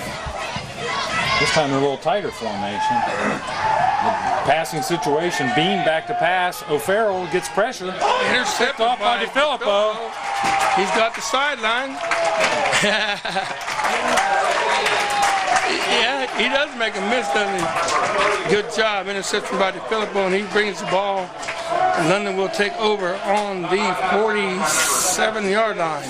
Well, also, Jerry Walters in the first half, 11 rushes, 60 yards, 1 touchdown. He ran over the left-hand side. Yeah, Waters did a good job. What are you talking about? He ran over the left-hand side. He did. You want him to run over the right, don't you? Carl said probably what happened is they changed into the field, and you really couldn't tell which was right and left. No. We got Myers down here looking at us at the bottom of your screen, and he's wide as he can get. And off to Russell, a fullback. Russell lowered his head and Man. delivered a bow and come out took like on- a WWF, didn't he? He took on Tyler Weiss, the strong safety. You go, Russ. I was calling for that play a little bit there in the first half. I mean, they play their defensive tackles real wide, and if we get Tyler Scott just to You push wasn't one calling out. for that play. Yeah, Come it around was. the right side. Well, I mean, just get it to You was get it calling to for a Russell. play right over top of center. Belly diving. Carl, you hear this? Did he call it? Okay, I'll let him have this one. Carl said give you one. Jordan Brock in there, tailback now for the Raiders. They fake a blitz. Their linebackers come back. Monte makes And a he great makes another catch. catch. He's 2 for 2. First down, Red Raiders. Or is he 2 for 3? He's number 2. Did he miss one? Not Earlier. that I know of. I thought he's caught it each time they've thrown it to him. Quick Yeah, look he was- in. Now that is a play you've been calling for all year. Well, the slant in opens up a lot of things on offense. I think the belly dive opens up a lot too, because you bring those defensive tackles in a little bit and open up your outside running game. They changed that. It's not called a belly dive anymore. It's called a belly flop. Oh, is it? Yeah. Monte's out here wide this side, right at us. DeFilippo in motion. Hand up for the right side. That's Walters. Jerry Waters going to get about a yard and a half, maybe 2. Bring up 2nd and 8 for the Raiders. Well, next home game's in 3 weeks. I believe it's Saturday night, Friday night, October 25th. Or MTV, isn't it? 25th, I think. MTV. Yeah. Miami Trace. That'd just be MT. Yeah. Same formation. Our receivers are drawing single coverage. The corners are deep. They do play one deep safety, so they got 8 men in the box. Buchanan's open on the roll. Go, baby. You didn't know he had it, Carl? He's going for a touchdown. He pulled one that time. You know what? I think they've been listening to us, Carl, and we've been harping about carrying out your fakes. I don't want to take any credit, but tonight he's been doing a really good job of carrying out the fakes, and you can see what it's getting. Well, we put 8 men in the box 31 to 12 on defense. So here comes the footballs. They're not coming this way. Yeah, looks like they made it about the 3rd row on that throw, about the 2nd row on that throw. So, I have cheerleaders mad at me if I don't watch. We got Myers going for another toe jam. Trying to make it 32-12, 20-point lead for the Raiders. It's strong. It's over in Mark Stanley's house. Makes it 32-12. I think that 32 is up on there. Carl's going to handle the time. You let me know. So we got 9:12 to go. Not going to be kicking off again. Okay, 32-12. Linus getting ready to kick off. The ball falls off the tee. It's tired of being kicked around. Vermillion Davenport back deep for the Lancers. You say some parents got on you for not putting the extra points up right, huh? Well, down to Pee Wee game. Do you get that many extra points in the Pee Wee game? Well, we have a 2-point conversion and a 1-point conversion, and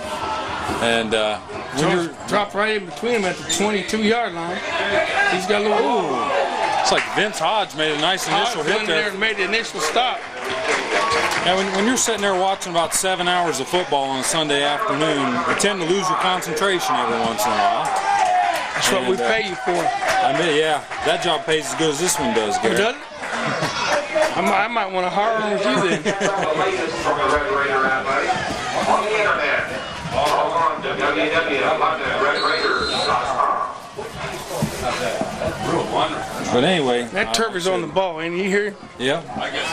Back to you, Dave. It's like Bean hands off this time to Davenport. Tailback. What's he get, about 3 yards? They kind of wise to Davenport. He's kind of been their workhorse tonight, but really hadn't had that much. I mean, no, they started out and they got a block punt. That gave them 6 of the points. They got 12, so really they haven't done that much damage. Yeah, I mean, this team's only had 4 offensive touchdowns all year. And we got privileged to see one of them tonight. And this is week 7, so they've really not been that proficient on offense. Ooh, come here. That's a gaggle. And one player shy of a gaggle, I think. Oh, I forgot. That's them flying birds you was talking about. But anyway, who we got there? Mason, Derek Wallace, and Wes Mason. Anyway, brings up about 3rd and 7 for the Lancers. Of course, they got a punt. They got the wind to their back, but brings up the passing situation. I look for him to look to number 18, Neller, who's on the top of their screen. He's got one-on-one coverage out there against Alcott. That's if Bean's got time. You know, London doesn't blitz any backers this time. They come to Gallooney on the bottom of your screen. And he was out far enough for the first down, but to no avail. They're going to have to punt, 4th and 7. You know, it's kind of odd looking out there. And when we were setting the tent up and getting ready for this thing, man, you couldn't stand it. Yeah, the wind about knocked you down.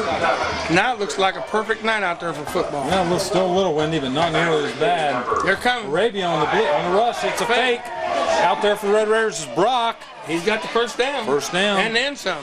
He's still on his feet. I mean, he's fast. Get him, Myers. Myers got him. Run down by Myers at the 10-yard line. Ball was on the 31.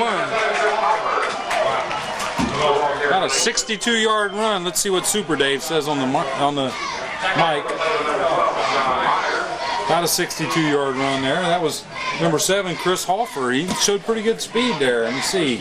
6 foot, 165-pound sophomore. And we just said something about him not scoring touchdowns, and they're down in touchdown territory in the red zone. Ball's on the 11-yard line. No, they're not quitting. That triple I lined up here for Lakewood. That's Davenport, the tailback. He found a hole, and he's still on his feet. He's going to take a ball clear into about the 4-yard line, looks like. Looks like he kept his legs moving pretty good there. He's the one with that dirty shirt on. It was dirty when he started. Let's see if the Red Raiders can get tough here on D. Let's see a stand. That's his good luck shirt.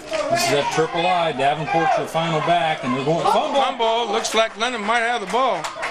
Maybe not. We had enough players in the area. We had a bunch of them in there. Looks like Davenport must have got back on it for the Lancers.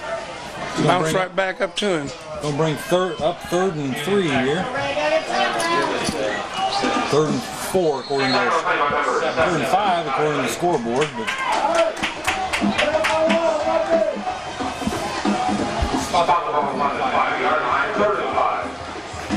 well, London could get stingy down here. I'd expect Lakewood's going to have to go for a touchdown. Now's the time to get stingy. Down. Got a big wide out here. Monte's going to cover that. Yeah, single coverage on the bottom of your screen. Neller. And they're looking for him. Neller on the fade. They had him.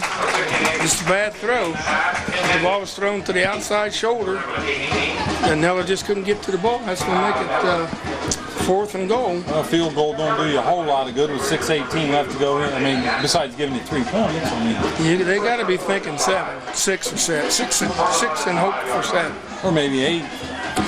Yeah. Let's see what they run here. Looks like they're taking a. You'd think it was a delay game, wouldn't you? Taking the big fullback, number 30 out. The official moved the ball up a yard. Putting it up. Now we got the official timeout. I don't know what's going on here. It sure seems like they're taking something's going on there because definitely should have been a delay game. It's time they say start the clock. Now they're starting. 4th down, about 4. Beam back to pass. Oh, touchdown. Man. Right through Jordan Brock's hands. Looked like a pass to Neller, number 18. That's a long way across the field there. I couldn't quite catch that number there. Makes the score 32-18. Pending the extra point or points. I think they go for 2. We'll see.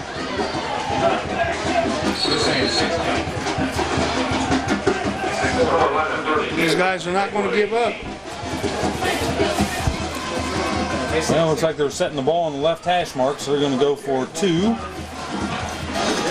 Unless they want to kick from the left hash mark, but I don't think that would be a good idea. They'd really kick from the center.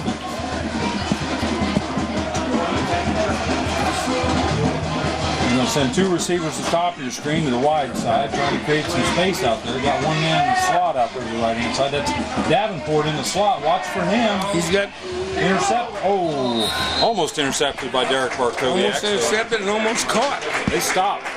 Put a stop on it.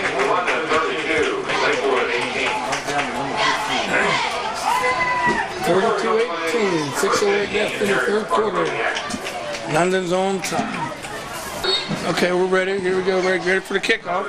Carl, I just said we maybe an offside kick.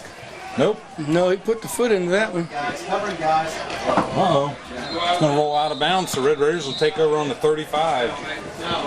That was good thinking. I'm just glad it went out of bounds. That's an onside kick, not an offside kick.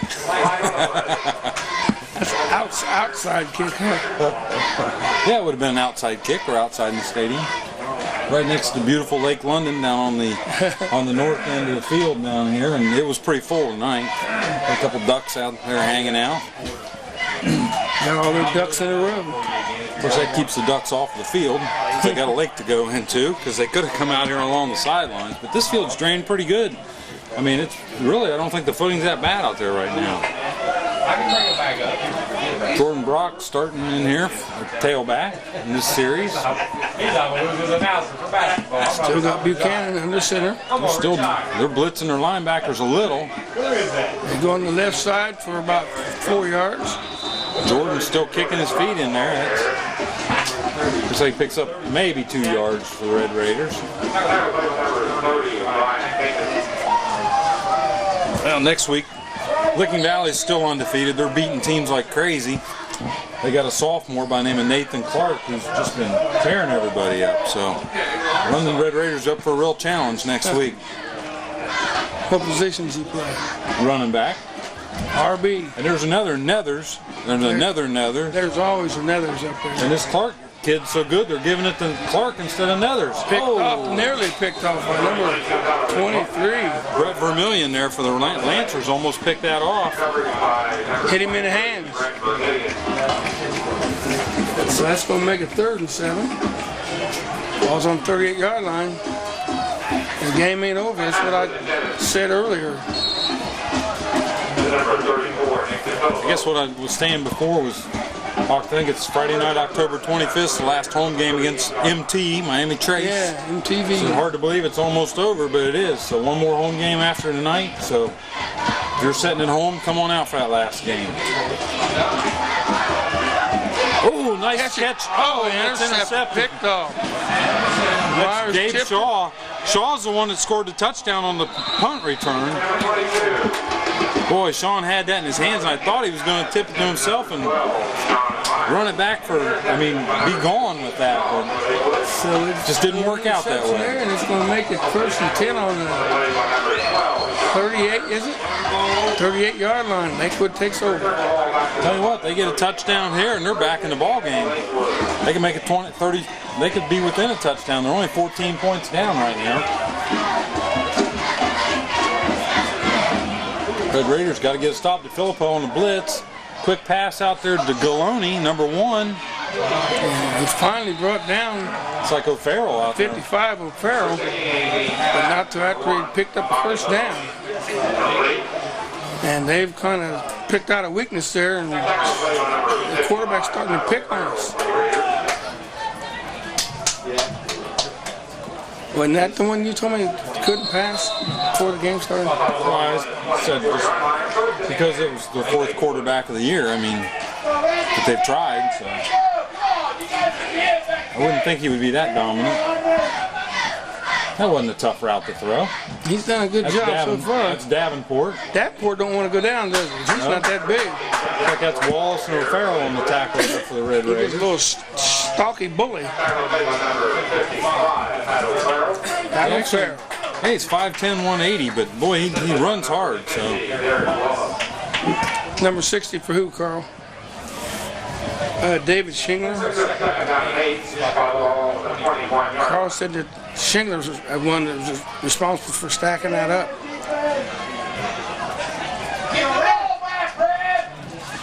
Let's see what the Red Raiders do here. Put his blocker to a standstill, huh? I formation, 2 receivers to the top. 2nd and 8. That's Davenport again. And he has a hold. London's just holding on. That was Shingler holding on to his legs there as he comes, or was it Mason? 69. I'm sorry, Mason. Talking to some of Lakewood's coaches up here, talking about this being a pretty emotional Lakewood team. Is like when they're down, they're really down, but it looks like here they're gaining a little bit of confidence, and they got a little swagger to them right now. Red Raiders got to stop them. Momentum has definitely went their way. It's in the Lakewood direction. This time, same formation it was in last play. They ran up middle, quarterback sneak here. They're trying to get the 1st down. That should give it to them. Did a good job running right over top of his own man. He ran right over top of his center. Got about 3-4 yards there. So moving the chains. To bring up a 1st and 10 or a 1st and goal on the 10, depending on whether they're on the line or just inside of it. It looks like they're just outside the 10. So they've got new hope. They just haven't figured out they can score on London. They can't get a first. They can't get a 1st down about the 1-foot line. So same formation again. I formation, 2 receivers to the top. This time Bean goes back to pass. He's looking for Galone. He took the time and waited and picked his receiver. Is that Galone, number 1? Receiver kept running. Number 2. He did change number receivers. 1, Galone, I think. But he followed him clear across from the right side, clear to the center of the field. It almost looked like those quarterback challenges you see on television, where they're hitting these big signs that are moving across the field. That's how that play looked. He threw it hard. Yeah. He threw it hard. Maybe I didn't scout him quite as good as what I thought I had. 32-24. He did throw that, and he had a little bit of time, too. So yeah, he had a lot of patience at time. Picked out the receiver he wanted. But what made that play work was the receivers they didn't die. Dave. Super Dave was calling for the field goal team to be on. And this time they're going for 2. He throws her. Oh, nice break up there. Knocked down. Alcott.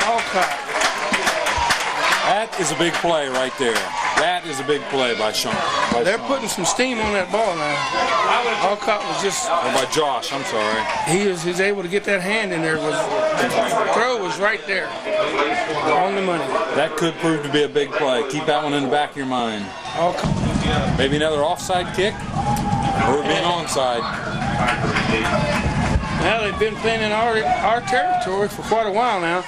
Looked like he kicked that left foot. Yeah, he did. Well, the kickoff man does kick left foot. The punter kicks right. That's Myers on the run, trying to find a seam. He got one. Oh, is he going to call block? I don't see no flag. No. Yeah, the hankies are down.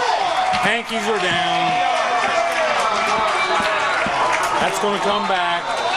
Actually, I think I saw 2 blocking the backs there. So that was way up here. He was on his way to the pay dirt when the hankies went down. Yep. It happens in there. Every team seems like they do it, but it makes you wonder how do they make those mistakes when where they're making them in the runners, the ball carrier's already 20 yards in front of you. Mm-hmm.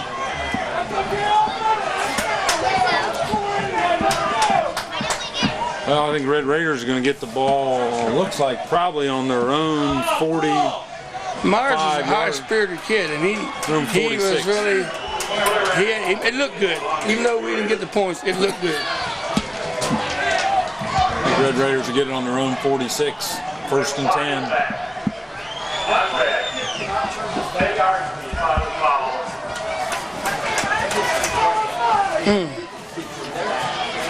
That's a long way from the touchdown here. Yeah, best thing Red Raiders could do here is just go straight. I'd go straight for the throat, so to speak, on the first play. I'd throw the bomb. I would. I'll tell you what, I've seen teams do that. You get a team where you make a big play and then you get called back for a penalty and you just go straight for the jugular.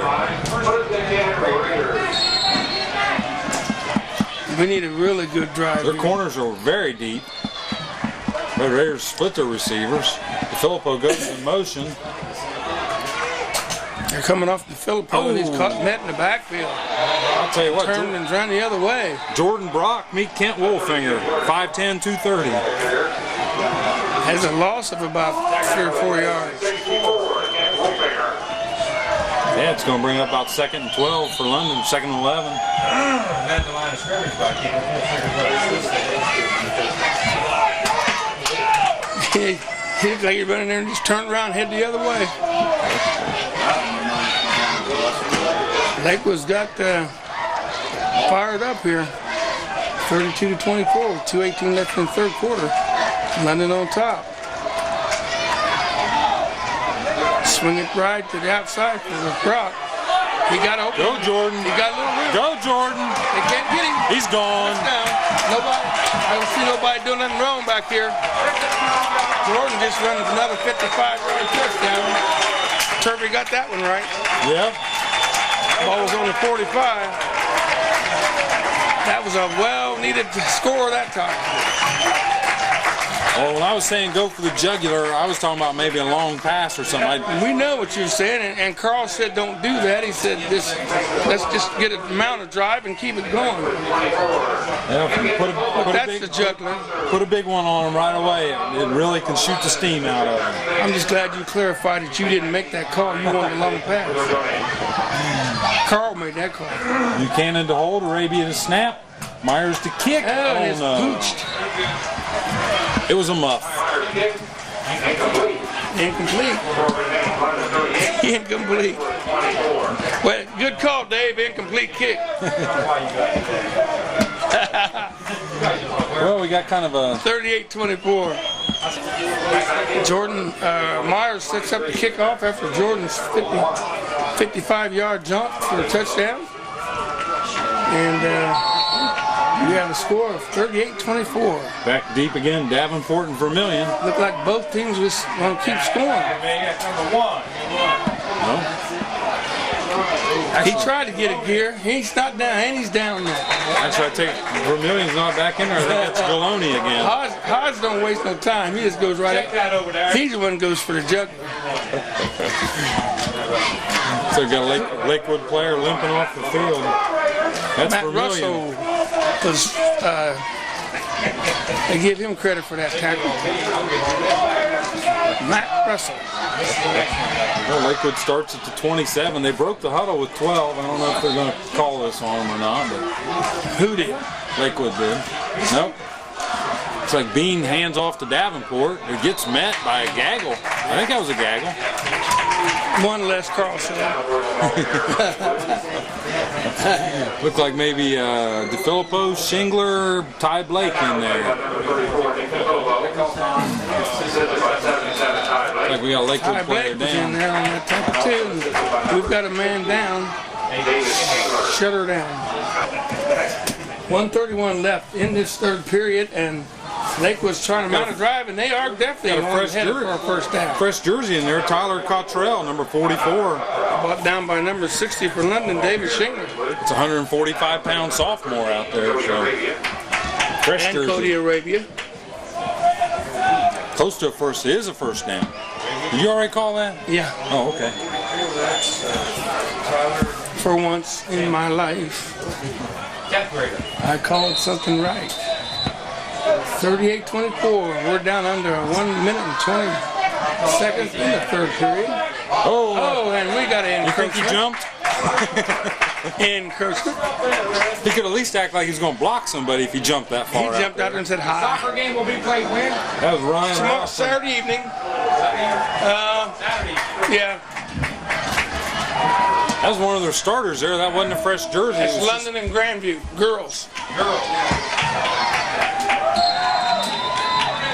Channel 25. Every time they send twins to the bottom of the screen with I formation. How do you know they're twins? Well, And ooh, nothing Ty Blake done. in there. Ty Blake. It says 77. Is that Ty Blake? Yep, nice tackle. And he had a little help. He's not getting up too quick. Uh-oh.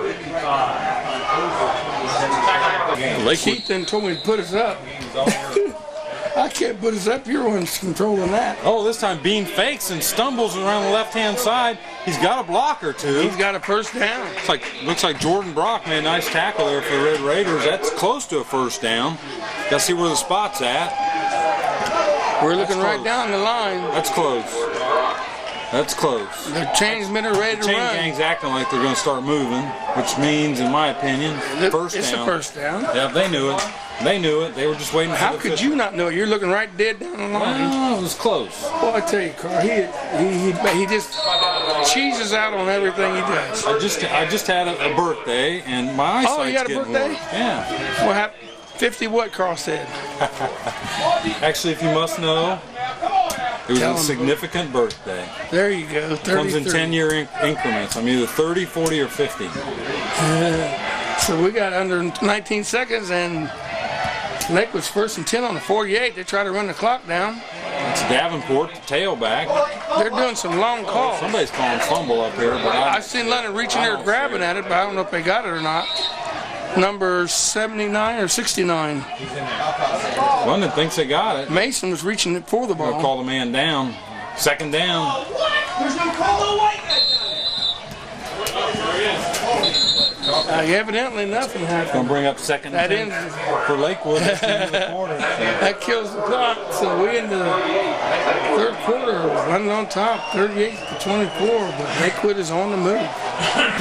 We got one in the fourth quarter. If I could be able to see the game here, They're going to throw. and incomplete pass. Looks like Bean was looking for number 10. 7, Hofer. So Hofer's quick. We saw him on that fake punt and run one about 62 yards there. So. Monte was in there. He played good. He defended that real well. This is a big play right here for. I think this would be the one that could break the Camel's back, Well, it's the Lancer's back. 3rd and 10. If they don't get this, being on their side of the 50, they're pretty much going to have to punt it. I mean, it's not like they could probably. Well, that they'd probably be smart to go for it on 4th down, but. So they bring 2 receivers to the bottom, pro formation. I No, they didn't have Sets one up on in the the end of the pocket. line. Good throw, bounced off the helmet. It's actually a legal formation by the Lakewood, but Pass was there, it just wasn't caught. So that's going to make it 4th and 10 on the 48-yard line. They didn't call no illegal formation. no, but it was an illegal formation. It's not an illegal formation unless they call it. There wasn't 7 men on the line. This name, Carl. Looks like Lakewood's going to take a timeout and talk about what they want to do, or Lakewood. Okay, well, we got a timeout. You want to do trivia? Do a trivia. Go ahead. Okay. We've been waiting on this all night, folks. What former London Red Raider female athlete who transferred to Lakewood hit a grand slam home run, a walk-off home run in an extra inning softball game in the state semifinals just prior to Lakewood going ahead? Of course, obviously the grand slam walk-off home run gave them the win in the semifinal game, and they went ahead and won the final. So what London Red Raider female athlete hit the game-winning grand slam home run in the state semifinal for Lakewood last year? Okay, you're saying that somebody was from London, but they ended up playing with Lakewood. Transferred to Lakewood. Okay. We'll give you people time to think about that. Go ahead, Carl. I guess they're going to let us play. So we got 11:51. They're going to go for it here, 4th and 10. It's like London's they think they don't have much trouble. London's playing Alcott extremely deep. Fumble. It's a good hit. Pass. Oh, he's going to get a spot and a half. Oh, No, it's incomplete pass. So Red Raider football. I don't know. See, that's a hard call there because he had the ball and the Looked like defender running back at least 2 or 3 steps before the ball came out. But he was not in first down. He didn't make a first down if they would have given it to him. Yep. London, I think, was still thinking that they were going to punt because Alcott was about 45 yards deep at safety. So they continue to cover the. Who wasn't made that tackle that time? There was no tackle because incomplete pass. Because somebody tackled it. Back to you, Dave. Belly dive. There's your belly dive. Hold on to the ball. He's going to pick him up about 3 yards. Belly dive. What else do you want to call it? Flop. Flop.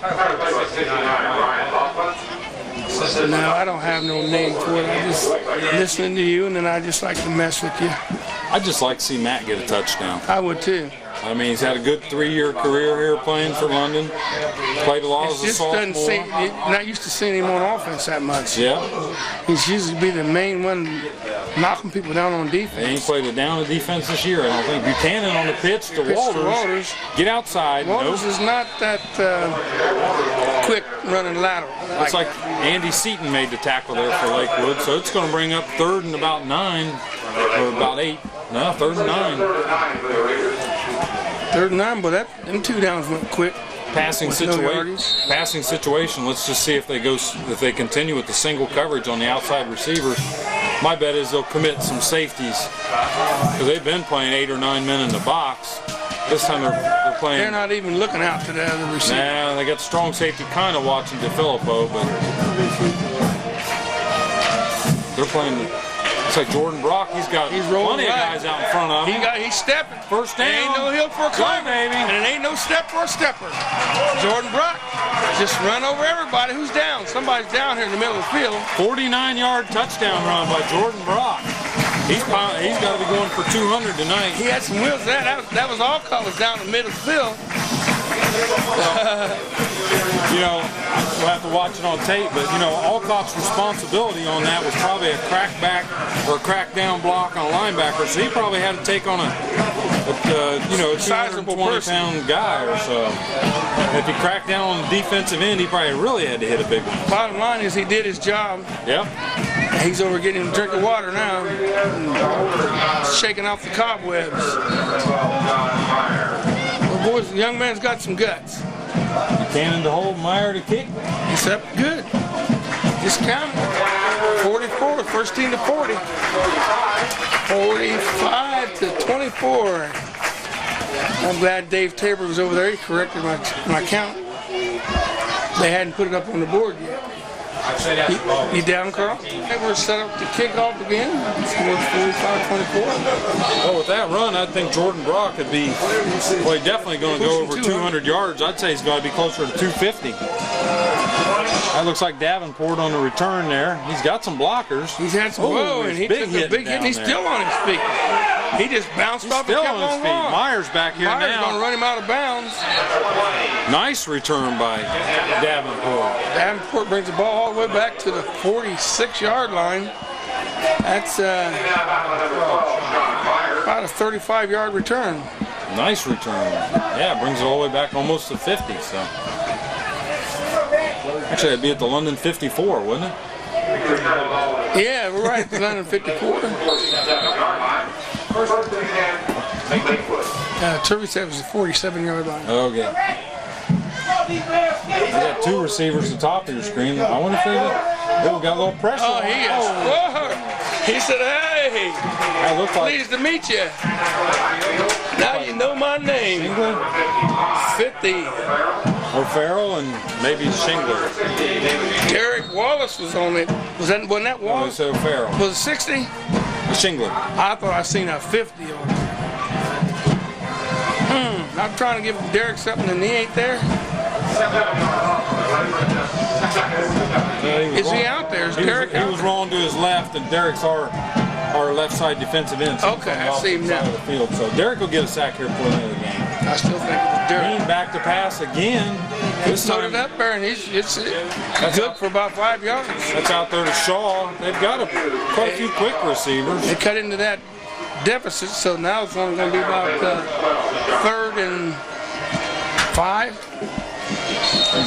You were saying 3rd and 6. Beam's doing a good job. I mean, it's the 4th kid to play quarterback for Lakewood this year. So that's a short 6.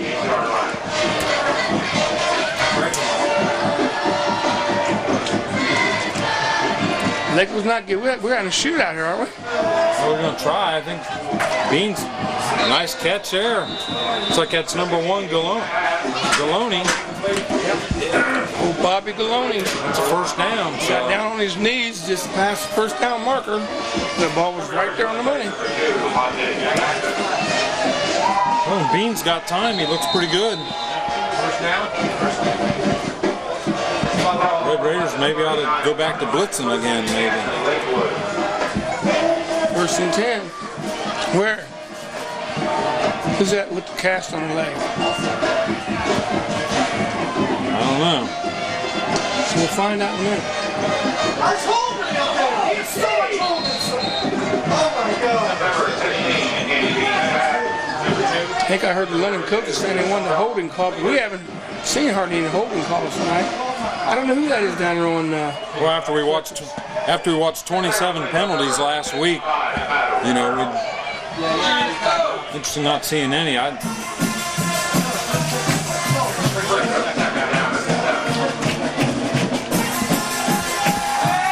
Quarterback sets up. Bean throws again. That's Neller out there. Good job by Brock to break that up. He's played by Brock and number 15, Derek Markoviak. Brock slid in from behind, knocked it down. So that's going to bring up 3rd and 7. The ball's on the 36-yard line. We've got 7 minutes and 44 seconds left in this contest. I'm looking London on top, 45-24. I'm looking around for Ty Blake. He might be the injured Red Raider. Arabia trying to get some pressure in there. That's overthrown. Oh. That was too easy. Hit him in the hands. That's a perfect pickoff there for Brock and slid right through his fingers. So this is going to make it 4th and 7. The quarterback's getting a little desperate now. He's going after the whole ball of wax. Who'd you say you thought that was? I thought that's Tyler Blake. Looks like he's been injured for the Red Raiders. 77 is Blake's number. 77 out there. That's going to bring up about 4th and 7, so big play here for Lakewood. Probably a passing situation. Red Raiders going to cheat. I wonder. They're going to cheat a safety over here. He's got a lot of time. And it's throws the ground short. first, so it's going to be incomplete pass. Red Raiders going to take over on downs here. So That's RedRaiderWW.com. yeah, there is www. Actually, I think you got to spell it all the way out. London Red Raiders, no blanks, and .com. And they got all your information on London High School sports. Thank you for that fine piece of information you just gave us. 1st and 10 on the 36-yard line. London taking over. They are on top with 7:35 to go. 45 to 24. That's a lot of points. Oh, carried out some good fakes. Uh-oh, fumble. London foul on it. Looked like Derek Wallace falling on there for the Red Raiders. Jordan was off to the races almost there. He just didn't take the ball with him. Well, somebody kind of grabbed her out. Somebody punched it out, like Carl said. He said, whoa, wait a minute, I ain't got the ball. Yep. I know he thought he was gone. He was off to the races, Jack. Jordan's checking out. Jerry There you go, Walters Joe. checking in. Good call, Jim. And we got Myers flanking wide, real wide. 2nd and 13. Single coverage on the bottom of your screen on Myers. I mean, Neller's a good corner, but I think I'd try to take advantage of this situation. Buchanan is back to pass. He's looking for Myers on the slant end. Ooh, Neller's there to break it up. I know it's okay. Yeah. Neller did a nice job on defense there for Lakewood. Neller's almost picked that off. That pass has to be thrown right on the money. You have to give him a lead, and he's got to run into that ball. And there's no deep safety back there helping the corner, so, I mean, it was completely on Neller's back to make sure the Red Raiders weren't going to take that one to the house. If Myers got back past that corner, he'd been gone. Neller's is assigned to Myers, too. Looks like maybe he is, yep, because he's following him around the field. He had a safety back there with him. See the safety falling back? Well, that time, Another near interception. That was intended for Alcott. number 6, Seaton, was out here. That was kind of a zone coverage that time by Lakewood. They had one in the short coverage, one in the deep, and Sure didn't. We're fighting time here. London, you got to run some time off the clock. it's going to bring up punting situation for the Red Raiders. We got a 21-point lead here with 6:45 left to go in the contest. That's a lot of time. Boy, he's giving Let's get it over. He's giving Jordan a ton of respect on this one here. Neller is way deep. He's got the wind at his back. They try to get He that got it rush all. in there. It's a decent punt. Nice punt. Oh, I didn't see him put his arm up. Yeah. But apparently it's a fair catch. So. I saw him. Good coverage by the Red Raiders. Good job You by know- Jordan to get that kick off. If he just sticks his arm up like that, is that a fair catch? That's how you signal for a fair catch. Now, Put your arm up in the air. you You have, put 2 arms up in the air and you do a have little to dance. wave. You do have to wave? You have to wave. Just putting your arm up. To make it a doesn't count. legal fair catch, you have to wave your arm. Really? Because you could just put your arm straight up and act like you're being blinded by the light. And, yeah. But to call for a fair catch, you got to wave. It's like Beans back to pass here. Wallace had It's some tip. pressure. DeFilippo, oh, I think they caught Did it. they catch it? No, they called it incomplete. It was a near catch, though. See you next week. Yes, he didn't catch Did it. they build enough a thing up there at Licking Valley where we could put a tent over it where it'd be inside? They built a platform out in front. They do it every year. They do. And then we stand on chairs. No. The old. No, go ahead and talk. No, I was just saying at Licking Valley, we used to stand along the side of the press box, right in front of it. and now that's the entrance, and they built a platform out in front. Oh, get it! Oh, we got it. Oh, What do they call in there? I think they're going to call face mask on Cody Arabia, but it looked like he had him underneath the shoulder pad, but That's what it looked in here, too. you can't really kind of see from here. But apparently the official thought he had a better view than we did, so. Put a face mask on the Red Raiders. Can't fault the attempt because it was a good try. That's from the spot, so, and Cody was probably 5 yards behind 5-yard He penalty. was 5 yards behind the line of scrimmage, so basically it's still a loss of 1 for Yeah. Lakewood. So the old press box is a new entrance now. New entrance to the old press box. They built a platform out in the front, which it will accommodate, and they have a local cable access television station that will be there also. Well, everybody's starting to pick up on our stuff, aren't they? That's Had a quick run around the left end there.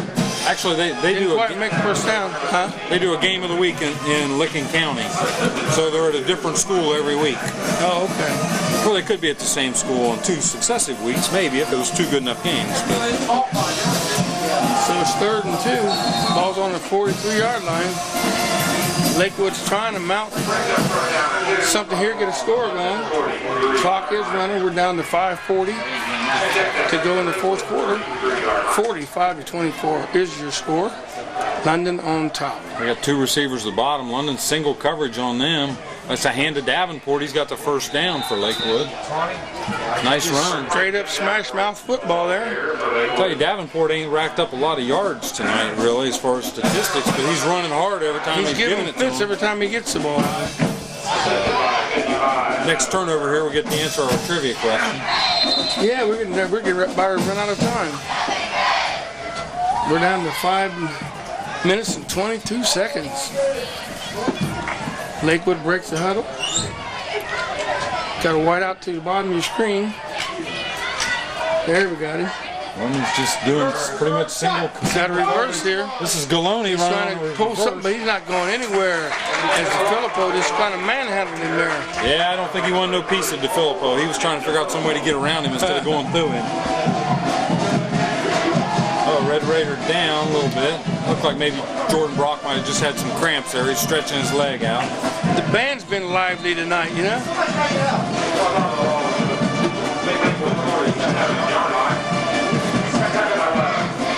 Boy, it's just a good feeling just to get some be leading in points here in the 4th quarter. It's been a couple of games since we've been able to say that. It's probably the best night we've had as far as field conditions Yeah, in a while. and playing conditions. That's Davenport again. Davenport just jumps over top people and keeps on going. He's going to get a first down out of that. He's going to be close. Trivia question. What's the He's question gonna and be the close. answer? Oh, go ahead and take care of that. The former London Red Raider who hit a walk-off grand slam home run in the state semifinals for Lakewood as they went on to win the state championship last year would be Abby Daubenmeyer. Abby Dobbin. I thought that's who it would be. She's the only one I know that went to school up there. That was after a rain delay. They'd set for, I don't know what it was, almost 2 hours. And she was the first one up, bases loaded. This time maybe they faked to Davenport. Bean goes back to pass. He's got a man wide open. Ooh, Galone was wide open in the middle. Yeah, Galone, Bobby Galone is wide open like you said, but he's overthrew him. 2nd and 10. We're just under 4 minutes now. Oh, London having a 21-point lead here. Might get to see some second teamers here just a little bit. Maybe after they take over on downs here, hopefully. Put a stop on them.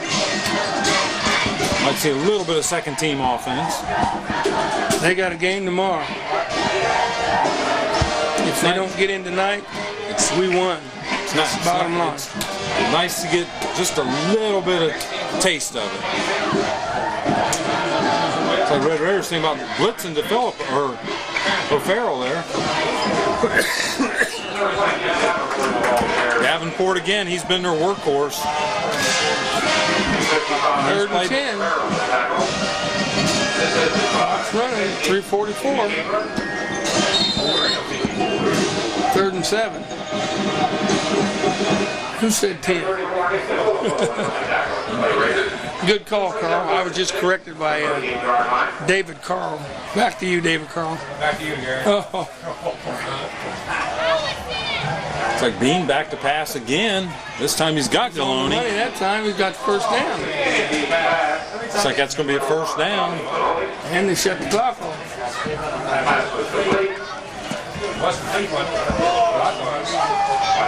Turvin said the pass was complete, and then he asked it. Monte Jackson's in on that tackle out there, but not until after they move the chains. First and 10. I think Red Raiders got to put a little pressure on him. He's just got way too much time back there. This time 2 receivers to the bottom. He's going to look right away. He's got a lot of time. He's looking at the man in the slot. Oh, that's Neller. Nice. Neller's trying to take it to the house, wasn't he? Nice tackle there by Cody Arabia. I mean, you're talking about They don't give a height, do they? What, for Neller? Yeah. He's not very big. Where's he at? But what I was saying, there's Cody Arabia made a 5'8". nice. He come back. Legs was flying. Cody come back very nicely from from the other side linebacker position to make that tackle in the secondary. I mean, Yeller was trying to take it to the he house. might have saved a touchdown. First and 10, Lakewood, 3:03 left to go in the ball game. Bean back to pass again. He's looking for Galoni out here. Touchdown. It's good. Oh, he bobbled it. He bobbled it. Oh, he's saying he was out of bounds. Sure looked good from here. That was tough. You know, Carl at the beginning of the night was checking his camera to make sure he could get that final python down, or pylon, not python. There's no snake down there in the end zone. That was during the rain. Yeah, he was He's checking able to to see move if out he now. could catch that pylon down there. And I'm thinking, well, man, when's he ever going to need that angle? Well, he needed it right there. So good job, Carl. He always wanted to be able to view the whole field. Yep. With no poles in the way, And like then Von some- Kennel. Hey, that was I love that field. Bring up 2nd and 10. This time Bean, that's Arabia on him. Oh, he got hit again. That But they're going to get an incomplete pass. incomplete pass. Uh-oh, And flat we got- hanky comes down. I don't know what that call is. Yeah, He was hit as he threw it. How could he ground I don't it? know. Derek Wallace about took his head off. Nicely. What do you think about that call, Dave? He was trying to throw it to somebody. He was trying to throw it to somebody. I mean, Derek wasn't literally trying to take his head off. Weaver over there. Yeah. I don't know how he can make that call, but I guess as a Red Raider, we're glad he made You know that how call. he make that call? He blew the whistle and he did hands like, you It know. was hanky. Yeah. That's all there was to it. What's he saying? That's our Madison Press reporter now leaving the booth after he hands me a note. Said it was grounding because the ball hit the ground. He said he hit the ground. Because he hit the ground. I don't know what I he don't know what said. he's talking That's about. what it says. Of course, you read that in the Madison. You'll probably read that too. That's what the ball hit the crossbar, didn't it? Who was that, Gates? Yeah.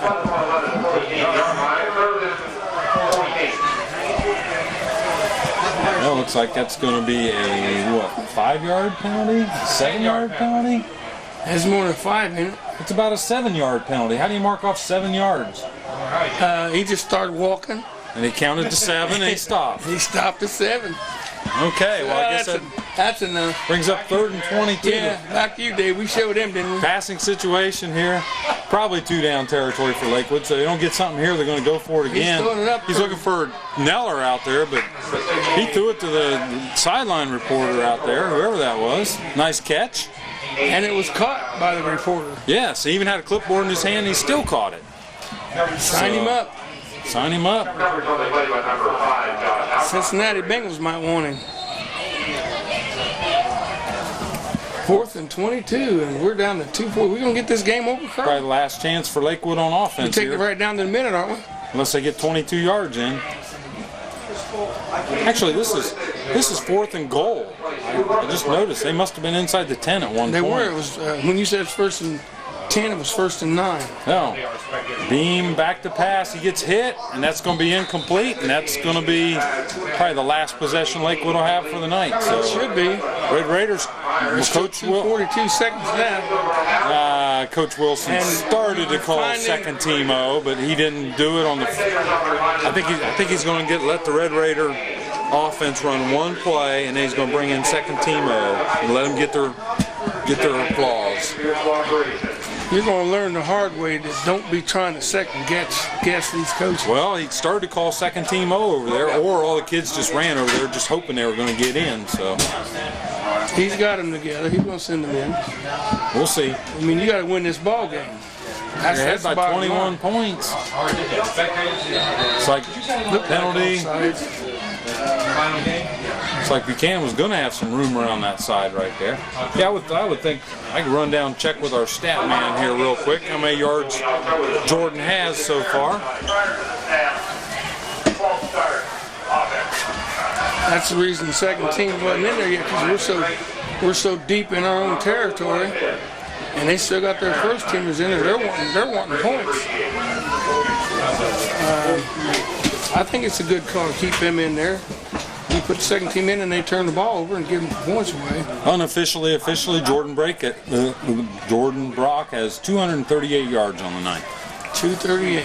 You said he had well over 250. That was close. Come on, Jordan, get over 250. Gonna get London back. Now we Good. got Alcott going in. He's trading with Montana. Now Coach Wilson's got his two fingers up like he's calling second team O. I don't know what he's going to do Second here. and 14. Second down and 14 for the Raiders. Maybe he's told first team O if they get a first down, they get to come out. I don't know. Why are you worried about it?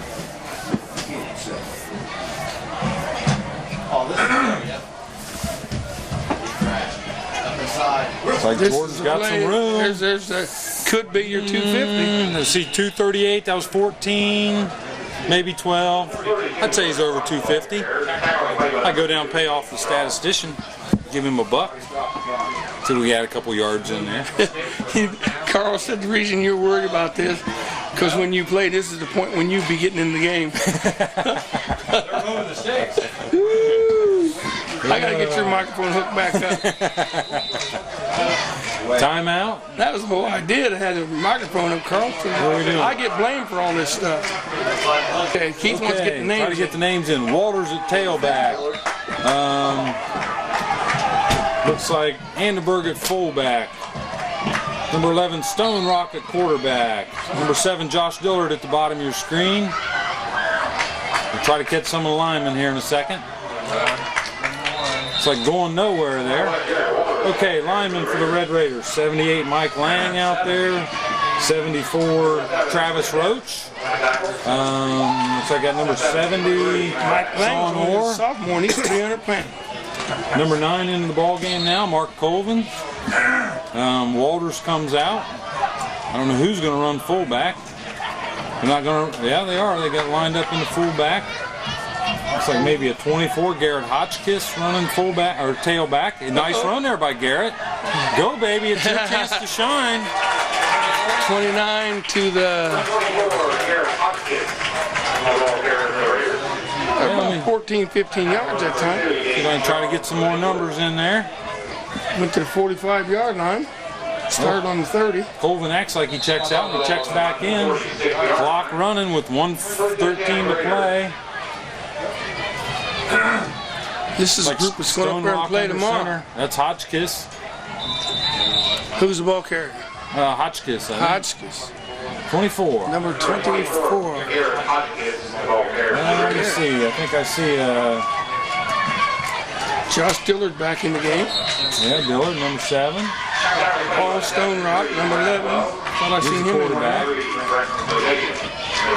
there. A great Stone Rock. It's like 75. Kenneth White centering the ball. He's a good center candidate. Tall, big. Stone Rock back to pass. He's looking for Thread Hodge. the needle too.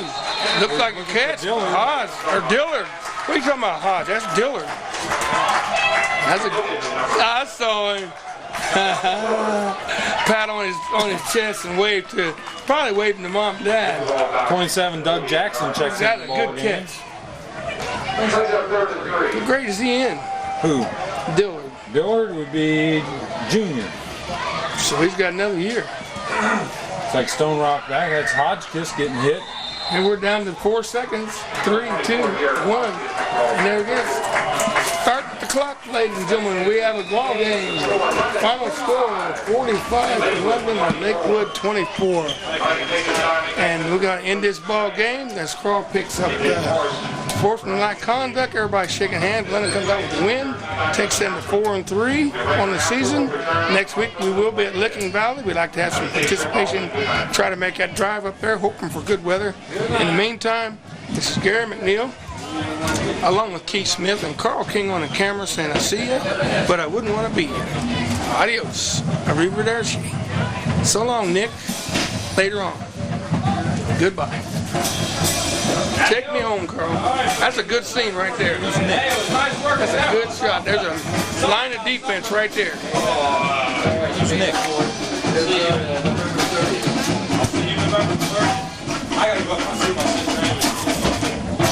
Got the band in there. You got everything in this one. It's a good shot.